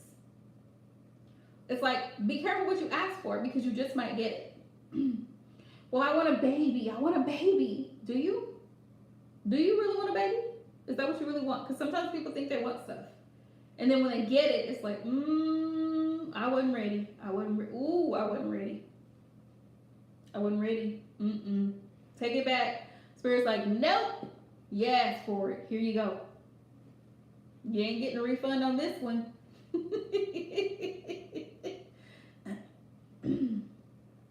Them rebound relationships are hell, Aisha. They're absolutely hell. Placeholders. No. You're not doing it. 2021, we ain't doing it. You're not going to use me as a placeholder. That's what you're not going to do. And I think that is a great question, Aisha, because I feel like when you're courting, right, or dating or getting to know someone, those are questions that need to be asked. Like, oh, well, really, when was the last time you were in a relationship? Well, it's been a couple of months. Ding, ding, ding, ding, ding. He's not over it. He's not over it. Okay? He's not over her. He's not done. Well, it's been a couple of months. This is what I found. This has actually been for me personally. When I have a breakup that actually shakes me, like it shakes me to my core. I've only had 2 of those. One was because I was dealing with a flat out narcissist, and the other one is because I actually had really deep feelings for the person. Twice. Okay? When you have a breakup that really shakes you and it does something to you, you need about 6 months to a year of recovery. Let's let that sink in. 6 months to a year. I say a year. I encourage all women, if you've had a severe breakup, you've had a recent breakup, if you broke up yesterday, if you broke up 2 weeks ago, give yourself a year to recover, to bounce back emotionally, spiritually, physically from the breakup before you even think about entertaining other people. Because what's going to happen, just like you said, Aisha, is the new person is going to become a placeholder because the whole time you're with the new person, you're still thinking about your ex. You're still thinking about, oh, I remember we used to do that. We used to go here. He used to say that. He used to order that when we would go to that place. You see what I'm saying? So now you're comparing. This new person is a totally different person, so you're not seeing them as the new.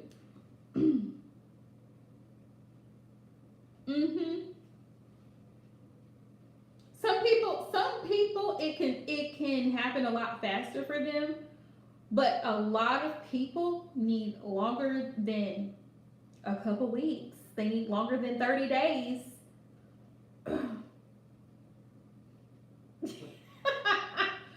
And see, that's very toxic, Aisha. That's very toxic because he's just looking. He's not dealing with the emotion of hurt, the rejection. He needs time. That's why I say about 6 months, about 6 months to a year gives you time to like, okay, process what happened, process the fact that things didn't work out. Because sometimes it's not that anybody was shitty. It's just that you had different goals. You were in different paths in life, and it just didn't work out, and that's okay. A lot of times they're just shitty. A lot of the time, but yeah, like being a placeholder is not something that we're gonna do. We're not gonna do it. If you still have issues, especially notice how the person talks. If they keep talking a lot about their ex, or they keep bringing their ex up, well, I remember when she used to do this, and when we would fight. Mm-hmm.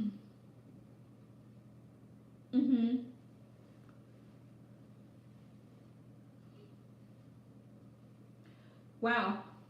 I think that's because you have a really strong level of maturity about you. Like you're very headstrong, like you know what you want and you know what you don't want. Sometimes, and the reason I say this, especially for people who are like younger, like between 18 and 25, right? And for some people, which is why I don't negate the soul connections, because I feel like some people do have that deep soulmate connection with their person.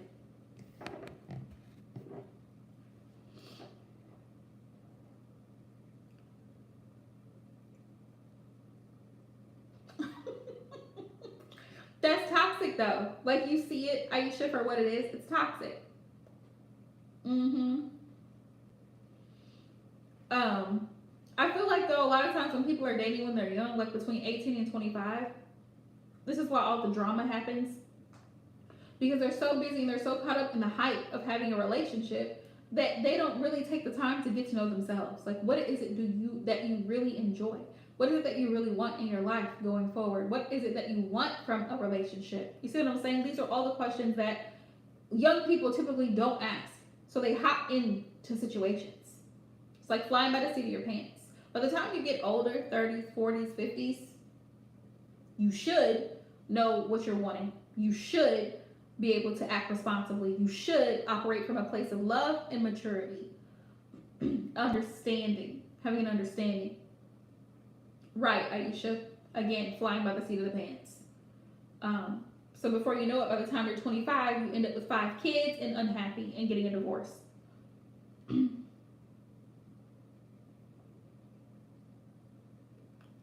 Mm-hmm. That's how you know you've really have dealt with it. Like you're not still. That's what I was saying. You're not still dwelling on the hurt of the past. You can let that go. Like it's a memory, but it's not something you dwell on. Like I don't think about my ex. Like that's probably bad. I don't think about my ex. I don't think about my ex. Someone has to say something about him, or I have to literally see him in order for me to think of, like, for him to be a thought. And he's almost like a suppressed memory. That's what he's almost like. He's like someone that, in my mind, is resting. He's resting in the back of my mind, in the crevices of my subconscious mind. He's resting because I do not entertain him. I don't.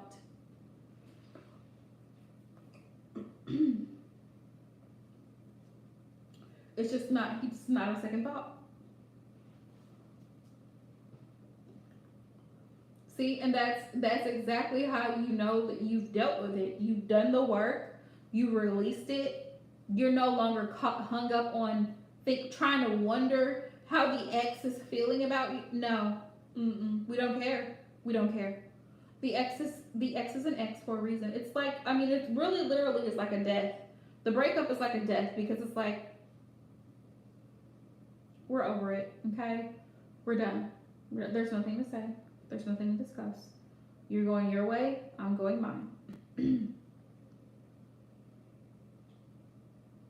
Yeah, that's pretty much what it is, and pretty much what it is. Because you're not thinking about it. You grieve it. It's just, that's why I say it's like a death. It's like a grieving process. You mourn because you really wanted things to work out. It didn't. It's okay. It's all right.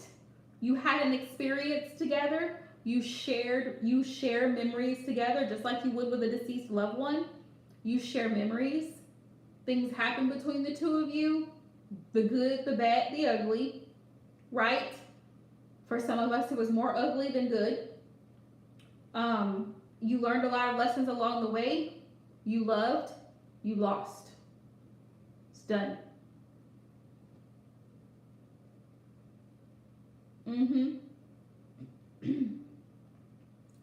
Right. Exactly. Exactly. Exactly. Um, but and the main difference in a breakup and an actual death is that their body is still here. They're still here in flesh. So that's why it's like so tormenting, because some people don't really go through the whole grieving process of a breakup, which is why they highly encourage you, like dating coaches and stuff like that. They encourage you when you break up, stop looking at old text messages. Why are you saving them? You're not together. Delete his number. Block him. Unfriend him. Okay? Get rid of this stuff. Exactly. And it's time for you to create new memories. That's the thing. And that's symbolic of the death card, the energy that the death card carries, because we talk about transitioning, right? You end something in order for you to create new memories. In order for you to be able to live in the present, you're no longer stuck in the past. What happened is past tense, ed. What's happening is present. What will happen is going to be future. So you've ended something so that something new can begin, something can start, something new can happen. That's the energy of it. Because we're not going to be stuck in old cycles. So the death is like, we're closing out a cycle, we're ending something that has run its course. You know what I mean? Like the life, it's expired. Its shelf life has expired. Oh yeah. Oh yeah. It can be ex anything. Ex coworkers, ex partners, ex lovers. It can be ex anything. Okay. Debts that you thought you paid, it shows back up. Be like, man, you still owe $50 for what? We paid that. Yeah, Mercury retrograde. We ain't gonna do it. But yeah, I mean, it really is. Breakups are really traumatic, and especially for y'all. I love y'all. Water signs, Cancer, Pisces, and Scorpio. Y'all really, because y'all are such deep signs, y'all, and if you have those in your chart, Scorpio, you take some relationships very, very deep.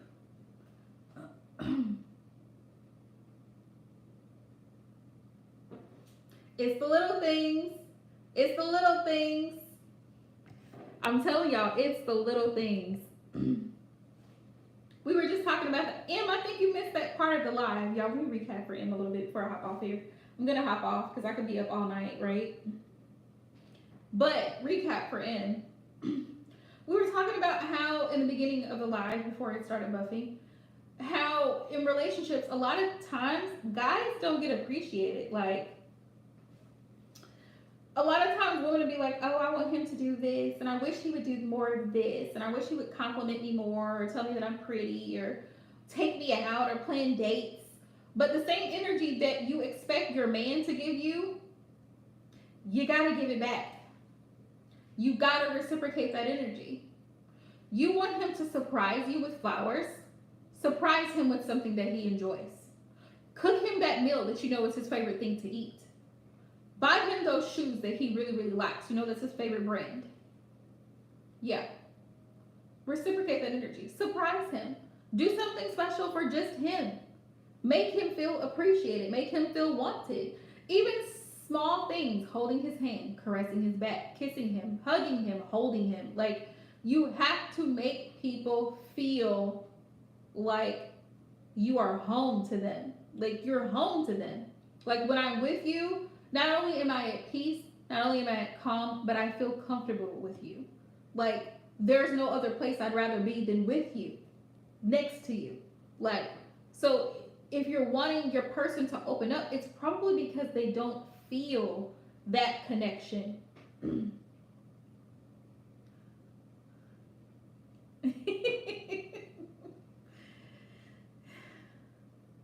So sweet, Em. Mm-hmm. You have to make people feel like they're loved and supported. If you don't, you're not going to get the same energy. Because I know a lot of times we hear, well, let him be, and of course, I definitely support this, right? He's the masculine. He should be the man. He should be the chaser. But that does not mean that men don't need love too, because men matter too, right? They need affection too. They need to be shown affection, love, concern. Actually this morning, my person, he calls me every morning, and he's like, baby, I don't feel well. And I was like, well, what's wrong? And he was like, my stomach's hurting. And I was like, why don't you just go home? And he was like, no, I need to stay here at work. And I was like, well, you said you don't feel well, so,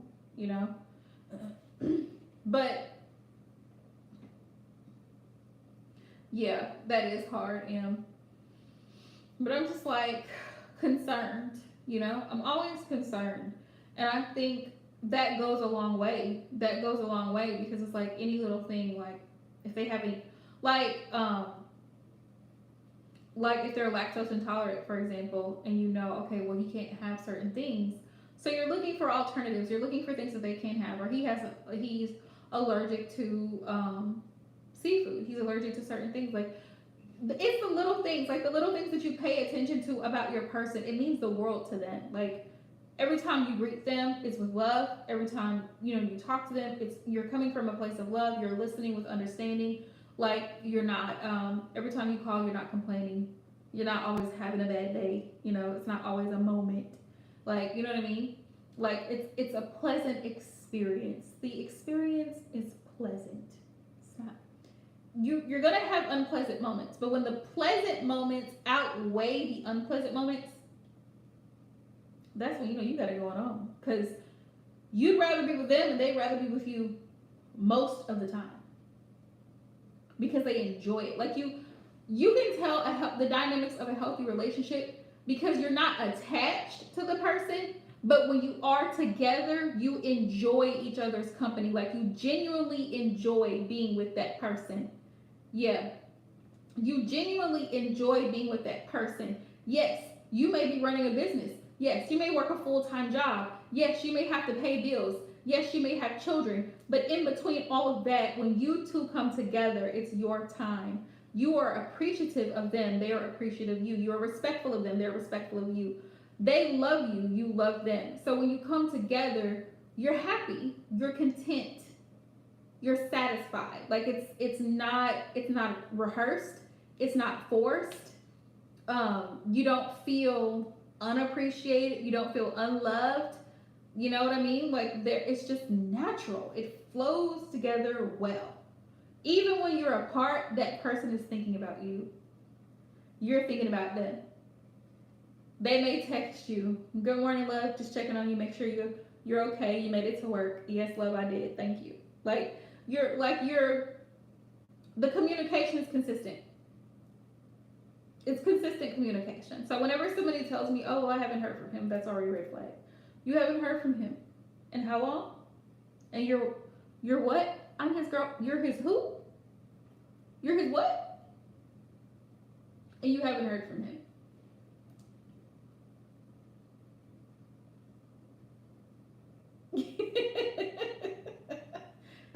It's consistent.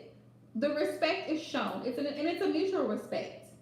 That's why boundaries are so important, because you're not going to do anything to intentionally hurt your person or set them off or piss them off or anything like that. And if you make a mistake, you're going to apologize, and vice versa.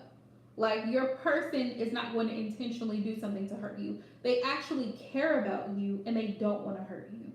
So they're going to be honest with you, they're going to be open with you, they're going to be genuine with you. Like, that's how you know. Because people are always asking me this question, well, how do I know? How do I know? This is how you know. The effort is consistent. The communication is consistent. The respect is consistent. The reciprocity is consistent. Are they perfect? No. Are you perfect? No. Do you forgive? You should. Do they forgive? They should. That's how you know you're coming into a healthy union with someone. Like, it's not forced. It's not, you're going to have days you may not want to talk to him. Give him the space. He may have to give you the space. But you can talk through it, right? He's having a rough day. Man, this person at work, he pissed me off. He moved this over here. He did that. This messed me up. The corporate person came down and they were on me and blah, blah, blah, blah. And you're just listening to him. You're just listening to him because he just needs an outlet. Sometimes people need to know that they can come to you because they love you and they can vent to you. Not that they're asking you for a solution. They just feel comfortable enough sharing and releasing whatever they need to release. They're okay.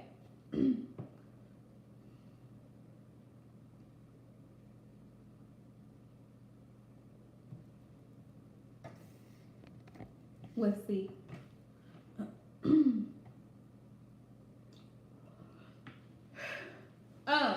I would say, I would only share what's necessary. I would only share what's necessary. Like let's say y'all went to get coffee together or whatever, and you were discussing certain things. Like, I'm like, oh yeah, we went here and we had a discussion about this or this particular thing. Like, you know what I mean? But as long as your person, as long as you're reassuring your person that all is well on the home front, there shouldn't be an issue. Like, you know you, they should know you. They should know how extremely loyal and committed you are. They should know that based on your actions throughout this entire connection. You've never done anything to have them suspect. So there's no reason for them to be suspect.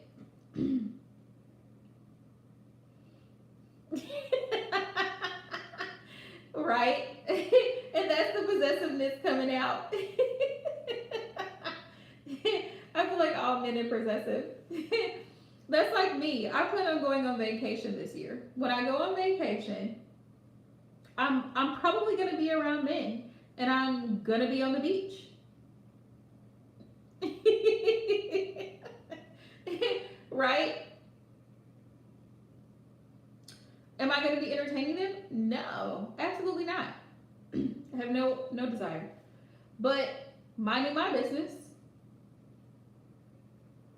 Exactly. Minding my business, enjoying the water, enjoying the beach, enjoying the sand, because that's what you do at the beach, right?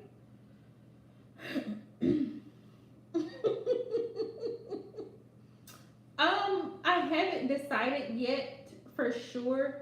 My mind has been set on Miami. That's been the set I've been set on, but it may change. It may change. I don't know. Florida has been my goal, but I was considering Myrtle Beach in South Carolina as well. Yeah. South Carolina, Myrtle Beach. There's some nice places in Michigan. I really been thinking about just getting away. Because sometimes the trips are great. I mean, I love trips. I'm up for a road trip too. Like, I don't mind driving. I don't mind driving. Driving is not an issue for me. I don't like driving through Arkansas though. I don't like driving through Dallas either. But yeah, I'm always up for it. I had thought about going to San Antonio or Galveston to the beaches there, or Corpus Christi. I'm just kind of undecided, but either way, I gotta get out. I gotta go. So, I'm gonna go where there's water because I'm just drawn to water. But yeah, I was telling my DM and he's just like, "Oh, happy queen." Yeah, I thought about Galveston Beach. I've been to Galveston Beach. I've never actually like been on the beach, but I've been there. Um, and I was thinking about San Antonio, but I just want to go. Like, I just want to get away. I just want to enjoy time. Like it's been one hell of a year.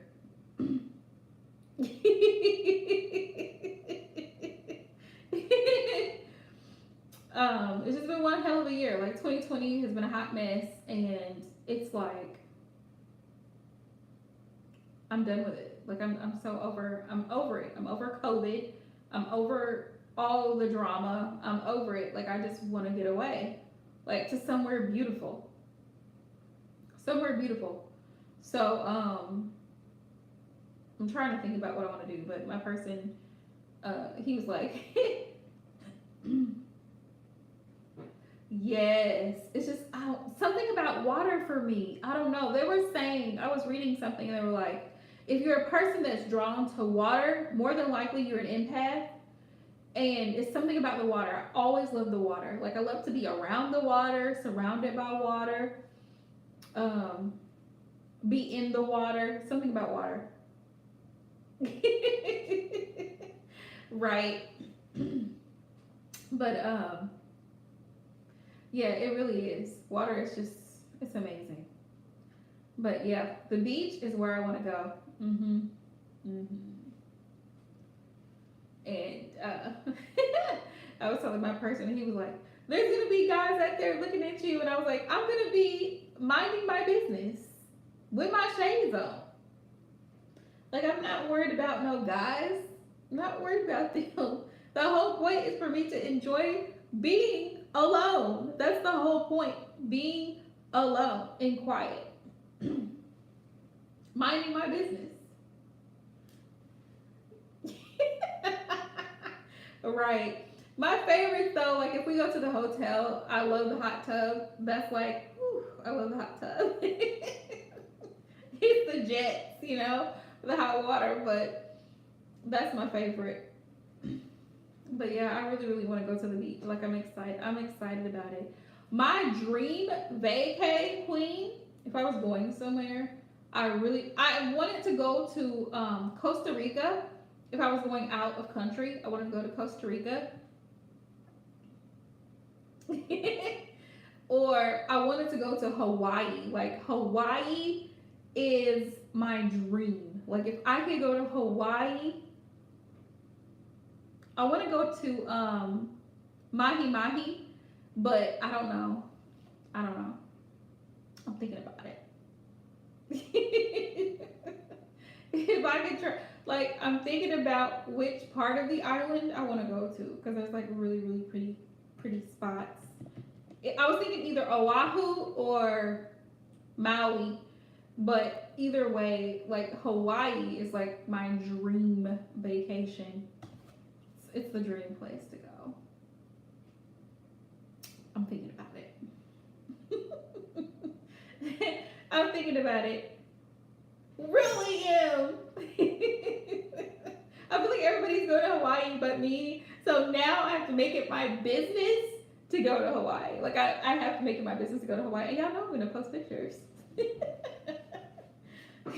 The problem is I might go to Hawaii and not come back. They're like, you're on vacation.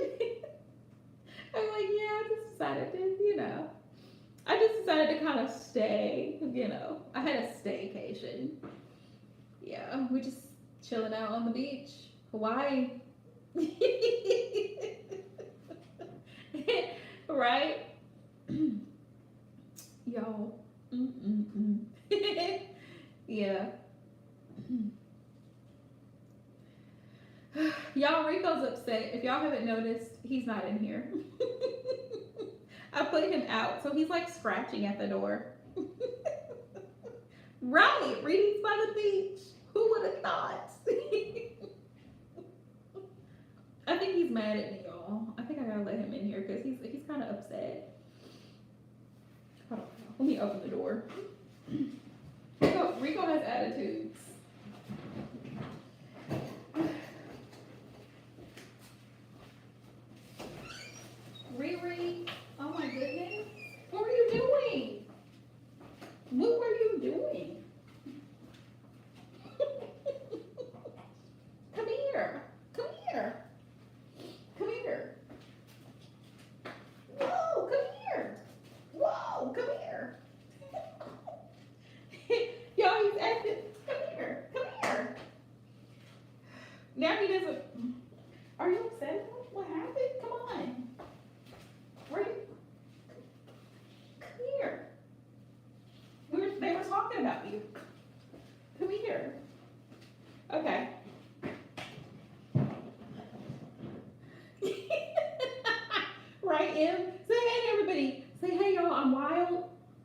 was running around in the living room and I'm back. Say hey. Say hey. Hey. Oh, don't worry. He was look, y'all. He's looking at me. Are you giving me kisses? Are you giving me kisses? He just quit because I said it. Are you giving me kisses? Reek.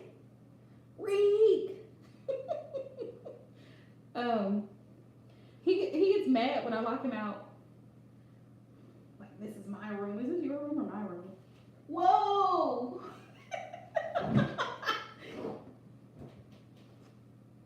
Yeah, he's huge. See, this is what I go through. I can't even, like, if I sit in the living room and I'm in one of my recliners, he hops in the recliner, so I can't just lay there and enjoy being in the recliner. This is what he does. Rico's 10 pounds. He's 10 pounds. He's like 2 bags of sugar.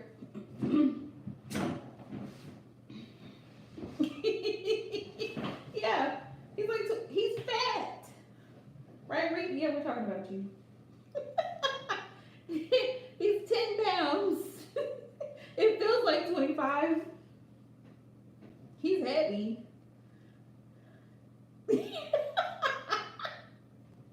Oh. Rico. Y'all, I found out, right? I found out that rabbits can swim. I didn't know rabbits could swim. There's a lady on Instagram. Oh, he knows he's fat. He's proud. And there was some lady on Instagram that posted a video of her bunny hopping in the pool. And I was like, did he just? And he did. He just bloop, hopped right in the pool. And I was like, rabbits swim? Sure enough, if they're in a situation, they learn to adapt. They also play dead. Rabbits play dead. So sometimes, like if something gets too close to Rico, he'll just stop like this. Like his whole body will just stop because he thinks it's a predator. So he'll just like stiff. He'll just fall out. Like he'll. And I'm like, what are you doing? I'm just coming to pick you up. But it's his way of protecting himself. So sometimes I'll just see him lying in the middle of the floor. Oh wow, he actually went back in his cage on his own. Reek, what's in there? Food? I don't know. But yeah, it's the crazy I got to deal with, y'all. It's crazy. I'm trying to think. I have shopping to do tomorrow.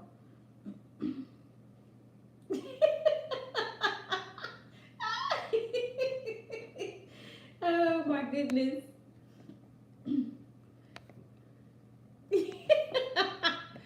Oh. Yeah, Rico acts like a person. He has a huge personality. Rico, where are you? He has a huge he has attitudes. Like sometimes I'll talk to him and he'll just look at me like, and I'm like, okay, keep that energy. Keep that energy when you want bananas. So, but in the morning we greet each other. He comes out, hops in the living room, and he watches the news while I'm trying to get myself ready for work. Oh, y'all, I made it on time this morning. I said it in my mind. So the mind is powerful. I said it in my mind. I was like, you know what? I am going to, as a matter of fact, I was actually 5 minutes early today. What?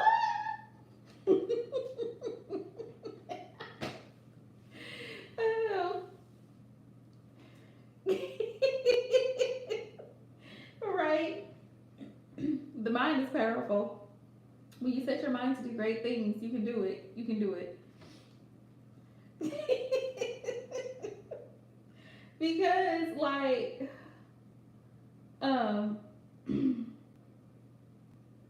it'd be hard sometimes. Every time they change the time, y'all, I hate the time change. Can I just talk about that? Like, I hate the time changes. When they spring forward the time and when the time falls back, I hate it. I hate when they do this. I don't even know why they do this. Other cultures don't do this. Other countries don't do this. It messes up my sleep. I don't even know whose bright idea that was. Oh, let's turn the clocks forward. Why you gotta mess with take my sleep like that. That's how I feel. Like, it's rude. So my sleep's all thrown off. It's a hot mess. It's just a hot mess.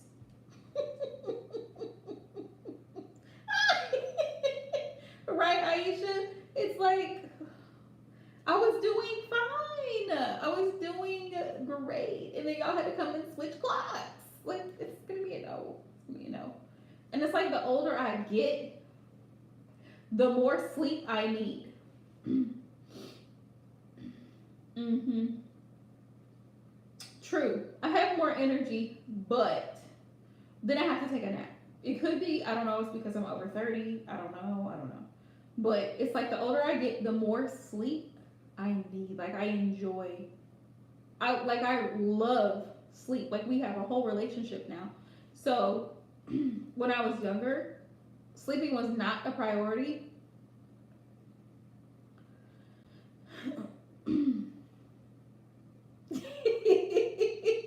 Right, moms sometimes need a nap. Like, moms will be like, okay, well, I'll see y'all.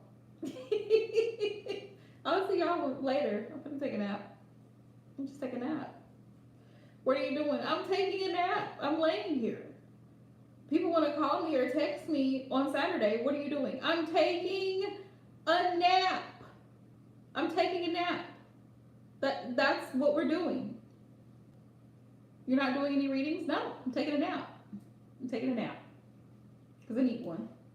Gotta be see, this is another reason why I need a vacation, because vacations, I feel like you take yourself out of your normal everyday, environment thing, and you're going somewhere totally different, totally out of element. You're not thinking about all the stresses of your everyday things, and you're not pressured, because a lot of people don't realize, like, when you are like a content creator, an influencer, whatever they want to call it,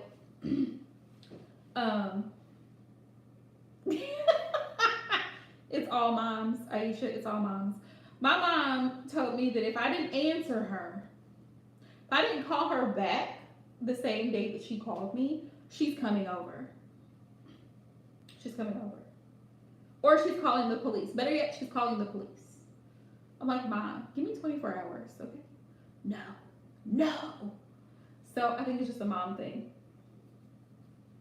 But when you like I create the videos and content and I do the readings and stuff like that, people actually have high expectations of you. So they're expecting your content, they're expecting you to post, they're expecting you to go live, they're expecting, and you need time to rest and recuperate. That's why sometimes I go missing. Okay, if I ever go missing, it's because I need time to self. Right. It's like, why would you send the police over here? You don't even visit me that much.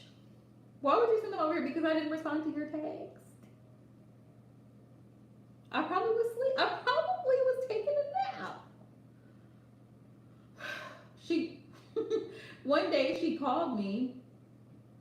She called me because she wanted a Pepsi. Okay? I didn't answer. She's blowing up my phone. I said, Mom, it was early. It was early in the morning too. Mom, why are you blowing up my phone? I thought something was wrong. I was asleep. 6 o'clock in the morning. I was asleep. And I hate this trait because I get it from her. Like, I can't sleep late. A lot of people can sleep. Like, I don't know how people sleep until noon.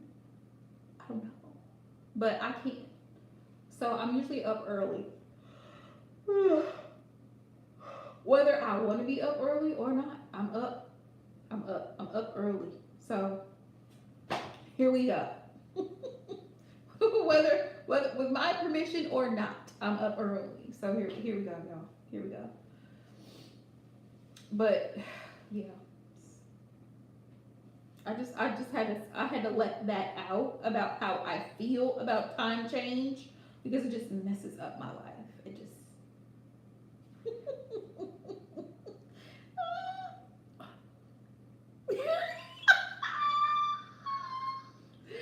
oh, Aisha, no.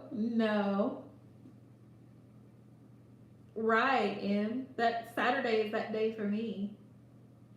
It's that day. And I love it. I love it. I can just lay there. Because I'm really a workaholic. So like now, I gotta be up in a few hours. I gotta be up again, going to work. So and then tomorrow I have to go after work. I need to go get stuff to get ready for the baby shower, which we're having Saturday afternoon. That's a trip in and of itself. I'm gonna need a nap. I'm gonna need a nap. I'm gonna need a nap Saturday. I probably will take a nap. So I'm gonna sleep in and then finally get myself together so I can be prepared and be early. But yeah. Right, I know you do, Em. Shout out to all the mamas. Shout out to all the mamas who don't know they mamas. Right? And y'all need to give yourselves credit, even if you're not a mama, but you got it going on. You working, you grinding, you paying bills, you taking care of yourself. Like, give yourself a pat on the back.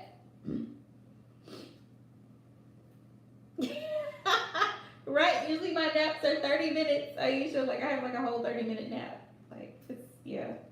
15 minutes? What's that? It's like this meme, like, first of all, I'd like to thank me. Thank me for waking up. Thank me for all this hard work. Thank me for clocking in and day out. 6 days a week. I'd like to thank me for getting up and putting on makeup, getting dressed, doing laundry, taking a bath, doing my hair. Yeah. And the award goes to me. It goes to me. Yes, it does.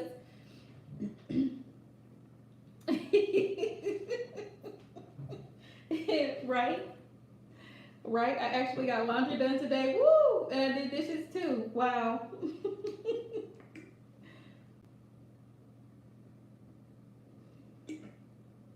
We ain't gonna talk about the diet. We ain't gonna talk about it.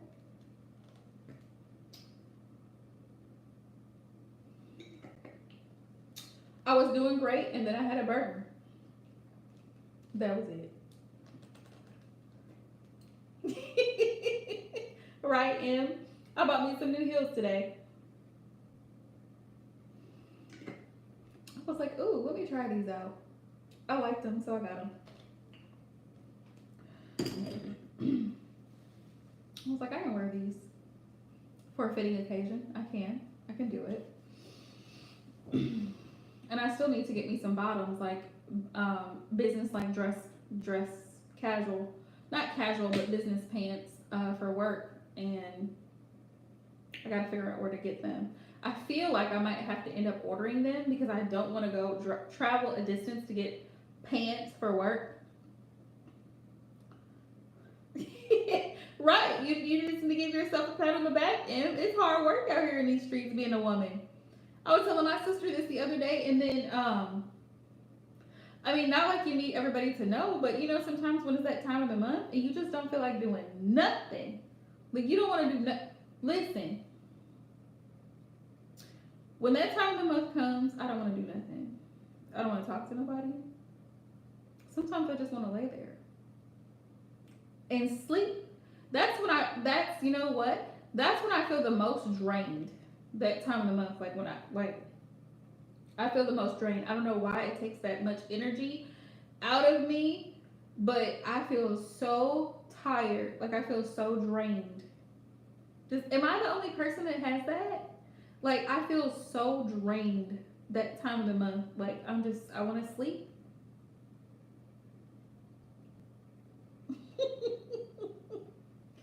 Right. I just want to sleep. And people want to call you. They want to call you and they want to talk. They want to talk. They want to text back and forth. And then I'm like, whoops, I'm sorry. I fell asleep. I texted you. I fell asleep. I apologize. I fell asleep texting you. It just happened. It's rough. I told my sister, I was like, it's rough being a woman.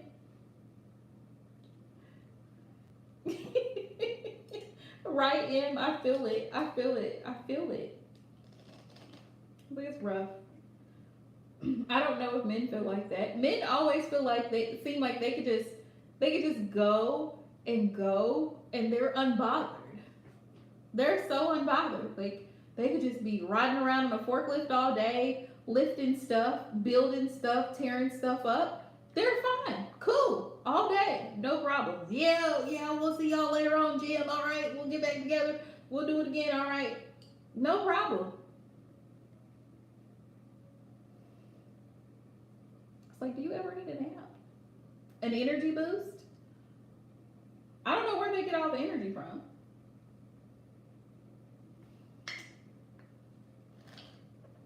I wish they would share it. Bottle it up and share it. Right? It's like, do you ever need a nap, sir? Does it ever occur to you that you might want a nap today? But when men sleep, they sleep hard. That's probably why. They sleep hard. It's like, are you here? Do you see me? Do you feel my presence? He's gone. He has ascended. It's like, okay, well, when you're back with us.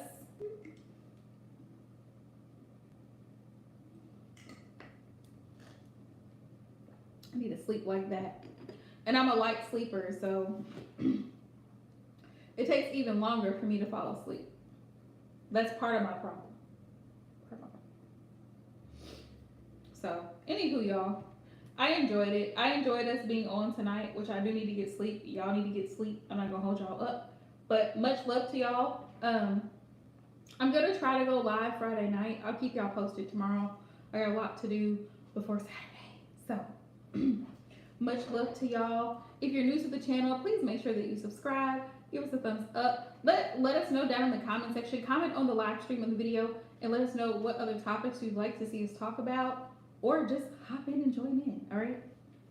So good night, everybody. Love y'all.